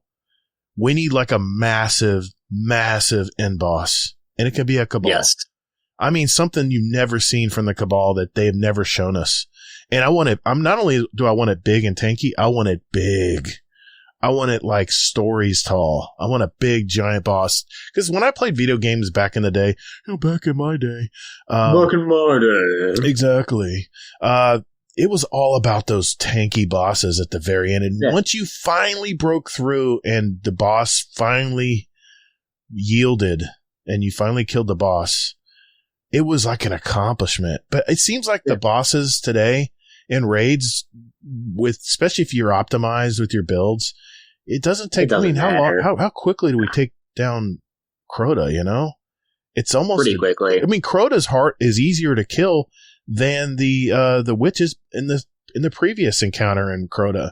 I think that's more work than she's tankier than Crota is, but I digress. But it would have to be a giant encounter where you literally just had to have your DPS dialed in, and it took the final boss is a warship. Yeah, there we go. And then it could shoot back at you with like cannons and stuff. Yeah. And then finally, as the warship starts cracking, a big giant Cabal Centurion, like one we've never seen before, comes out with a big ass gun. And it would take us like a new Dominus. It would take us like 5 or 6 rounds to finally get him down. Yeah. That's a raid, man. And then to boot, for every encounter that you clear, you gain a key. And the best part, the best thing I've ever seen in a raid is the Last Wish raid, where you go in the final room and you have these keys and you can play a little roulette. Let's see what I got. All these I got like 16 chests here. Let's see, which one do I pick? Deal or no deal? And that was always fascinating to me. And so once, as a reward, when you finally take down that final boss, the final giant Cabal out of his big giant land tank, then you would get transported into it could be even like a Leviathan raid where you finally get to his jewels and his gold and stuff, and you have all these all these giant chests, and you can pick however many keys from however many. You could even get awarded a key for having the most kills in your fire team for that encounter. You could tweak it any way you want. Highest DPS numbers gets a key. Yeah. Expand the loot pool. Give me a weapon of every weapon type. Exactly. And then just the fun of using those keys at the very end. And you'd have, instead of like 16 chests, let's make it 24 chests. Yeah. And it's individual for each person. So if someone opens up a chest, it doesn't show for you. It just shows for them. So you still have 24 options. Oh my God. That'd be a fun raid, man. Yeah. Okay. I might have gone down. I said I wasn't going to go down any rabbit holes tonight. No, I love doing that. That's fun as hell. Dude, that just sounds like a fun raid to me. Yeah. All right. Hunt the Dominus. Thanks, SV6 Mad. Good question. Sorry we're just now finally getting to it, but there you go. We answered it. So there you go, everyone. Thanks for sending your questions in. I have my mods on it now. All the mods on our channel, one of their things they do every week now is they go through and scour the questions channel, and I have a special little channel that they put them all in, and then I have all these questions I can ask. So it's a big help to me because I'm worried about the guest questions and the speak pipes and stuff. So no speak pipes this week. I was a little disappointed. I was hoping we get at For least a speak shame. pipe or two. I know. What is going on, everybody? Come on, I need some Crow, I speak thought you pipes. were on this, Crow. You really are Mr. Purple and Orange. God dang, bro. Okay. I won't go there. But anyway, thank you everyone for sending your questions in, past or present. And Elmer Fudd, play that intro music. Oh, listen to the Guardian Downcast. Oh, it's a playlist. Yes. Ooh. And I've heard they've like won awards for it and such. Thank you, Mr. Fudd. IC Beard Pick. I'm going to keep bugging in until I get one. DM me, please. This is the final segment of our show. This is where we pick our songs for our award-winning Guardian Downcast show playlist. It's a little sample of what myself and our guests listen to every week, and we invite you to listen to it as well. Just search for Guardian Downcast show playlist on Spotify, and we now have the same link for Apple Music. They're down there in the show notes down there if you want to follow along. We have 1,151 songs representing all of us and all of our past guests. It's the songs we've picked since our show started back in July of 29th. It's kind of a time capsule. So I'll start with you, Moose. What are you picking tonight, man, and why? So originally I was going to try and pull out one of the songs I listen to a bit more frequently, whether it be one of my country, metal, or my rock songs. But recently, with finals kicking up, I needed a song that I was able to have on repeat and not get tired of it, but also not be distracted by. And then I was talking to, I think it was Stormcrow and Copilot about like some country and rock songs, and I remembered Sturgill Simpson had a more rock-themed album called Sound and Fury. And from there, it's like, I should re-listen to that. And then from there, I found the song Remember to Breathe. And today alone, I've listened to it for about 4 or 5 hours, just working on homework. And it's a great song, and it's good background music, but also if you take a second to remember to breathe, not only that, but just listen to the song and lyrics. It's actually just a really good song. Very nice, man. I like country sometimes too. Some good choruses. I'm a chorus guy. Yeah. If it has a good chorus, It catches me. I love it. Yeah, I'm very particular with what my song choice is, so it's got to be good, or else I'm just I'm good. Sturgill Simpson, nice. Okay, thank you. The song I chose for tonight, this band, they formed back when bands were not just one-hit wonders like it seems like today. It seems like everyone's just getting that hit song out, right? But they were icons of the industry. I'm going to say it again. Back in the day, when all members of the band, when all members of the band were so talented, they could all start solo careers tomorrow, which some in this band actually did in the past. But the song I chose today is off their latest album from 2021, Crash of the Crown. It's a unique album where I swear they sound like Queen did back in their prime. And this band has been out for decades. My song choice is called Common Ground. And this band has adapted itself so many times over the decades of music they played. And I'm, of course, referring to the band Styx. They are actually currently touring in North America, and they're going to be in St. Petersburg, Florida in January 5th. So I might even think about going to that. I'll have to check with the missus, but I would love to see them live because they're not getting any younger, but they still are musically just so creative, man. And I was just listening to a playlist, and this came up, and I was like, this is not a well-known song, but this is something I want to put in the playlist. So there you go. Just a few announcements here before we go. Since we are in the holiday season, we're going to give it a shot. We're going to have a recipe contest. And let me clarify. We're not going to judge your recipe. Since it's the holidays and, people look for recipes and stuff to try, I think it's a good opportunity for our community to come together and throw some recipes out there. We'll have a special contest channel in our Discord where you can put them all, or you can email them to us, guardiandowncast@gmail.com, or you can actually send them and actually talk it out in a voicemail at guardiandowncast.com. Just send us a voicemail. And we're going to have 2 drawings for a $50 Amazon gift card. That could help for anything you need to shore up some Christmas money you got. And there's going to be some GDC merch included, compliments of our Patreon community. So let's hear them. I'm going to post the channel before our show comes out next week in our Discord, and feel free to send an email or a speak pipe or a voicemail to us. and let's see what you guys got. I know we got a lot of cooks out there. Please send them so I can make them. There's people out there who need help, guys. So let's help them out. Let's help them out. It's the holidays. I will not turn away a good cookie recipe. So, I mean, I don't know if I'll make them, but I might give it to my daughter to try. Doesn't have to be holiday themed either. I want recipes in general. Give me something new to try. We're not going to judge. It doesn't have to be a holiday recipe. I mean, whatever you feel like throwing out there for a recipe, something you've always made that, I don't know if you listened to last week's show, but Uncle Scumdeath had this baked potato. It was an amalgamation, all right. Baked potato concoction. And you know what?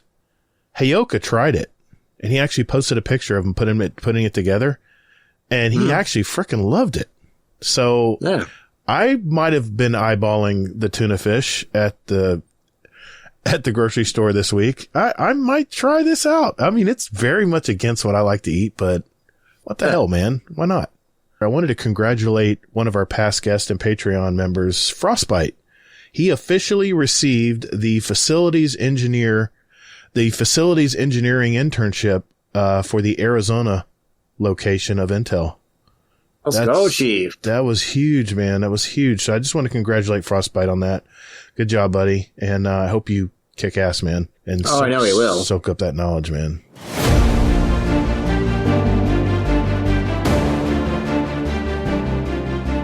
Hey, Guardians, would you like to give back to our community? If you received any value from today's podcast episode and would like to give back, head over to our website, GuardianDowncast.com, and select the Patreon button to see what extra perks and benefits you can get from the several tiers of membership available. If you would like to give a one-time donation, click on our PayPal button and follow the prompts. Our community runs on our membership, and we never accept outside sponsors or advertisers. We're Guardian Downcast. Your stories, your community, your destiny. Some Patreon shout-outs here. Want to mention these are our highest tier members of our Patreon community, and they are a major part of our community and funding our Discord, our community, all of our services we use to make this show and to run our community. So first to our Dungeon Champion patrons, that would be Rafi, Nitro TJ, Nico, aka Jersey, Smiter, Coderson, Technical, Wicked Trinity, and Deadpool 1 Merc. A thank you to our raid boss patrons, Jealous, Frostbite, TL Tim. I'm going to give you a free one this week, Tim. Average Destiny 2 player, Amazing Taco King. Not average, Amazing Taco King. And Sith Daddy Fresh. Thank you, gentlemen, for giving back to our show and community. Quick thank you to all our patrons out there. You know who you are out there. We hang out in the Discord Patron Lounge. I think we just call it the lounge now. And, it's great to say good morning to everybody every day when I pop in the Discord. And it's just really humbling that you all, care to help us out on the show. I just want to let you know too, I am working on a Patreon episode coming soon. So keep your eye out for that. That's spicy. I'll be working on that. I'm already putting some stuff together. Yeah. Pre-production takes a bit of time. Yep. You want to put out the best product. Yes, it does. A thank you to all of our mods in our Discord. This would be RNG Gator, Admiral Nips, Warcry, Jealous, Chubby Wizard, Mr. Monkey, Commando, Hades, Hammercrasher 32, Brittany, Hayoka, The Scarlet KM, Ronan Red Lion, and of course, Sin Media. Thank you all for helping me out, getting through a lot of changes we've been going through here in the Discord. So I thank you all for, just putting your time into the community and keeping an eye on things. I really do appreciate that. That's a wrap. Another episode in our collection for our listeners out there. We have 227 other episodes. Had a really great show, like I said last week, with all of our friends across the pond. If you haven't heard that one yet, wait till you get to that Uncle Scumdeath concoction at the end. You're going to love it, and you got to try it. But we have interviews from gamers all over our community, so if you're just finding out about us, hey, check out those past episodes. They're all at our website, GuardianDowncast.com. Well, Moose, thanks, buddy. Thanks for having me. A great show, man. You were on top of your game tonight, man. I love it. Oh, yeah. I love it. Well, I'm sure people know of you, but where can they find you if they want to send you a friend request or you want to give a shout out to anybody? The floor is yours, sir. If you want to find me, Discord. My socials are not public, and I keep it that way for a reason. Smart man. Yeah, I don't have time to bother with social media. I've gone down that rabbit hole before, not again. Okay. Good there. So if you want to find me, it's the Discords.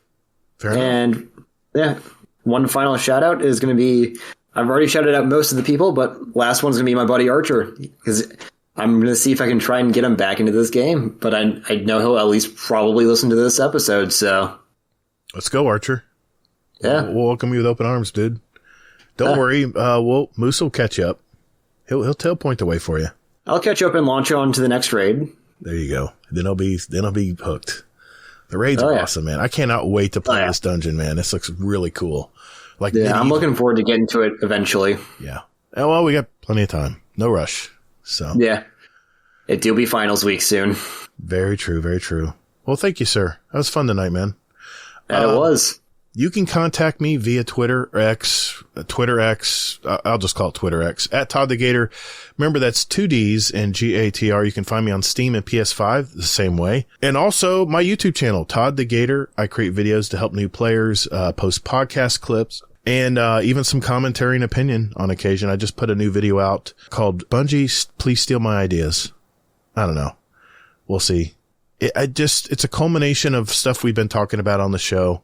And I just put it into a video format. So if you haven't checked it out, do me a favor, check that video out and let me know what you think. Throw me some comments in the comment section. You agree, disagree, or maybe you have another idea. So, and this very show will post to Todd the Gator on YouTube. So check that out. I have another podcast called the Destiny Help Desk.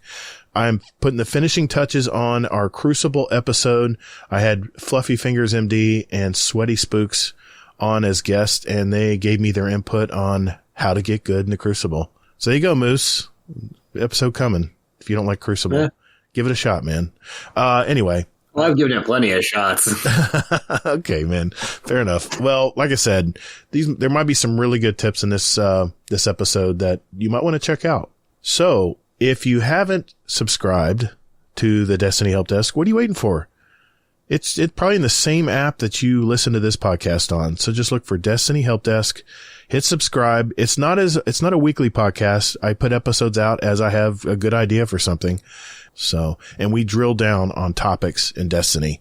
All right. Before we go, we have another Scum Death Corner for everyone this week. Yes. So buckle up. I have not heard this yet. So God help me. Here we go. Uncle Scum Death. What is going on in the UK today, brother? Hello, and welcome to Scum Death's Corner. I sat down, I put my headset on, because you said it did sound awesome. It sounds all right. Good 20 quid worth of Total Beach. But, I just wanted to say that I've had an amazing couple of days. Obviously, the European contingent was on the Guardian Downcast podcast last week, whatever you want to call it, last week, on the weekend. I had a right laugh. Oh, it was funny as hell. And a few things were said. Well, I said a few things. But as I sit down here, I've not set this up. As I've sat down here, put my headset on, and the little chat we've got in the Discord between the Europeans, Hayoka is about to do the recipe that I mentioned. I can't believe it. I sat down, honestly, on my step, put my headset on, quickly looked at the Discord, and he's got the fucking ingredients going. Because I put out earlier, like, whoever does it first, whoever does my ingredient first, show us it, and let me know what you think. There's not many people who's going to like it, I don't think, but I'm actually looking forward now to Hayoka's result and what he thinks of my recipe. But it was a great night Saturday night, and thank you to Gator for having us all, and thank you to everybody for being so cool. It was a great little meet up. It was like friends at a pub or something. It was really cool. Well, I was drinking. I don't know about anyone else. But another thing that's happened to me as well is I got into it last week. My van at work went into limp mode. And it's like, it was a 2005 van, Transit, drop side, tipper, like, I love that van. I love that van. And it went into the shop, and it's like, No, still not ready, still not fixed. So I come into work today. It's Monday today. This is early for me to do a podcast at Scum Dev's Corner, sorry. And they went, if you can go to Fleet Services and pick up your brand new transit van, drop side, immaculate, 400 miles on the clock. I'm like, what? Like, yep, go get it. Yeah. Yeah, 400 miles on the clock. Okay, lovely. So, jumped in it, went to work, and I got it all muddy, put a load of green waste on the back, went to the tip. All the people down the tip who weigh me in at the weighbridge are like, yeah, you got a new van? I'm like, yeah, new van. Oh, I've run out of time, pretty much. But yeah, Uncle Scumdev's got a new van. I'll tell you what. Hello, John, got a new motor. Hello, John, got a new motor. I know what the tip is now. I learned the hard way. Yep. Yes, it's the dump. It's the salvage yard, whatever you want to call it. Yeah. Thank you, Uncle Scumdev. That's awesome, man. I still want to know what happened to the brown sock. Just curious. Maybe you can throw that next week. No, you don't.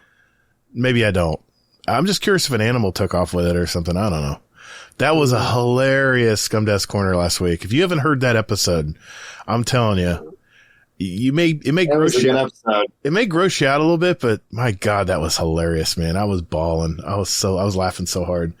Thank you, Uncle Scumdeath. Hope you're doing well, brother. Well, remember everyone, as you're playing Lightfall Season of the Wish, remember to take breaks and get outside and touch some grass. Or snow. Or snow. That's true. Yeah. Who should we pick? Who should we pick that needs to touch grass this week, Moose? Stormcrow, touch grass. There we go. Remember, we're Guardian Downcast. Your stories, your community, your destiny. Be good to your fellow Guardians. Defeat is not surrender, Guardian.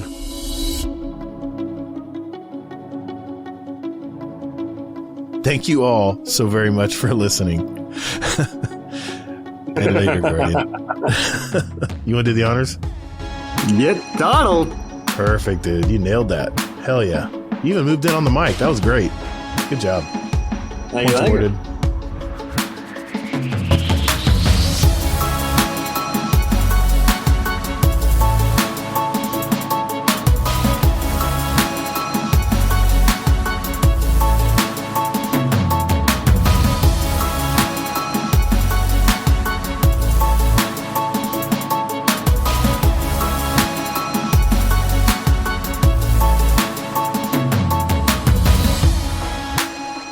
Thanks, man. That was fun. That was a lot of fun. Yeah, we made good time too. Good time. That should be right under the 3-hour mark. So, nice. I'm almost afraid to make a podcast too much less than 3 hours now because people like to listen to it at work. So, I'm not going to make any crazy changes right now. But 3 hours is tough, man. Even for a guest, it's just a tough amount of time to hang in there, you know. And I know people kind of get, into the show as we move along, but still, that's a lot of podcasts. But I'm not going to change anything for now. So thanks for everything, and I'll see you in the Discord. Yep, see you around, Chief. All right, buddy. Take care. Yep. The song is She Sells Saint. Say that 5 times fast. A new member just sent one in, and he's from French Canada. What was that? French Canada? There. Somewhere, let's find out. Do you have a motto or mantra? Let me do that again. Do you have, I was reading 2 things on. I've got a note here. No foot pig. That's going to be an outtake. Is Mr. Heyoka. His slogan just covers all the bases for me. And our new slow shogun. Whoa, that's an outtake.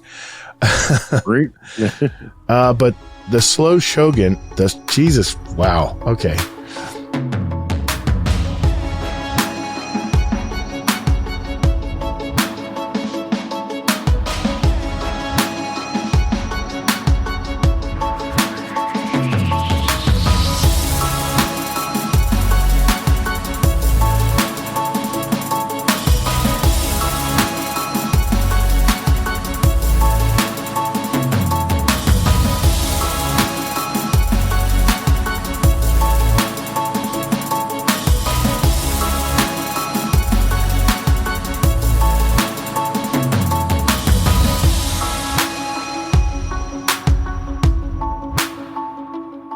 right, this is the final part of our...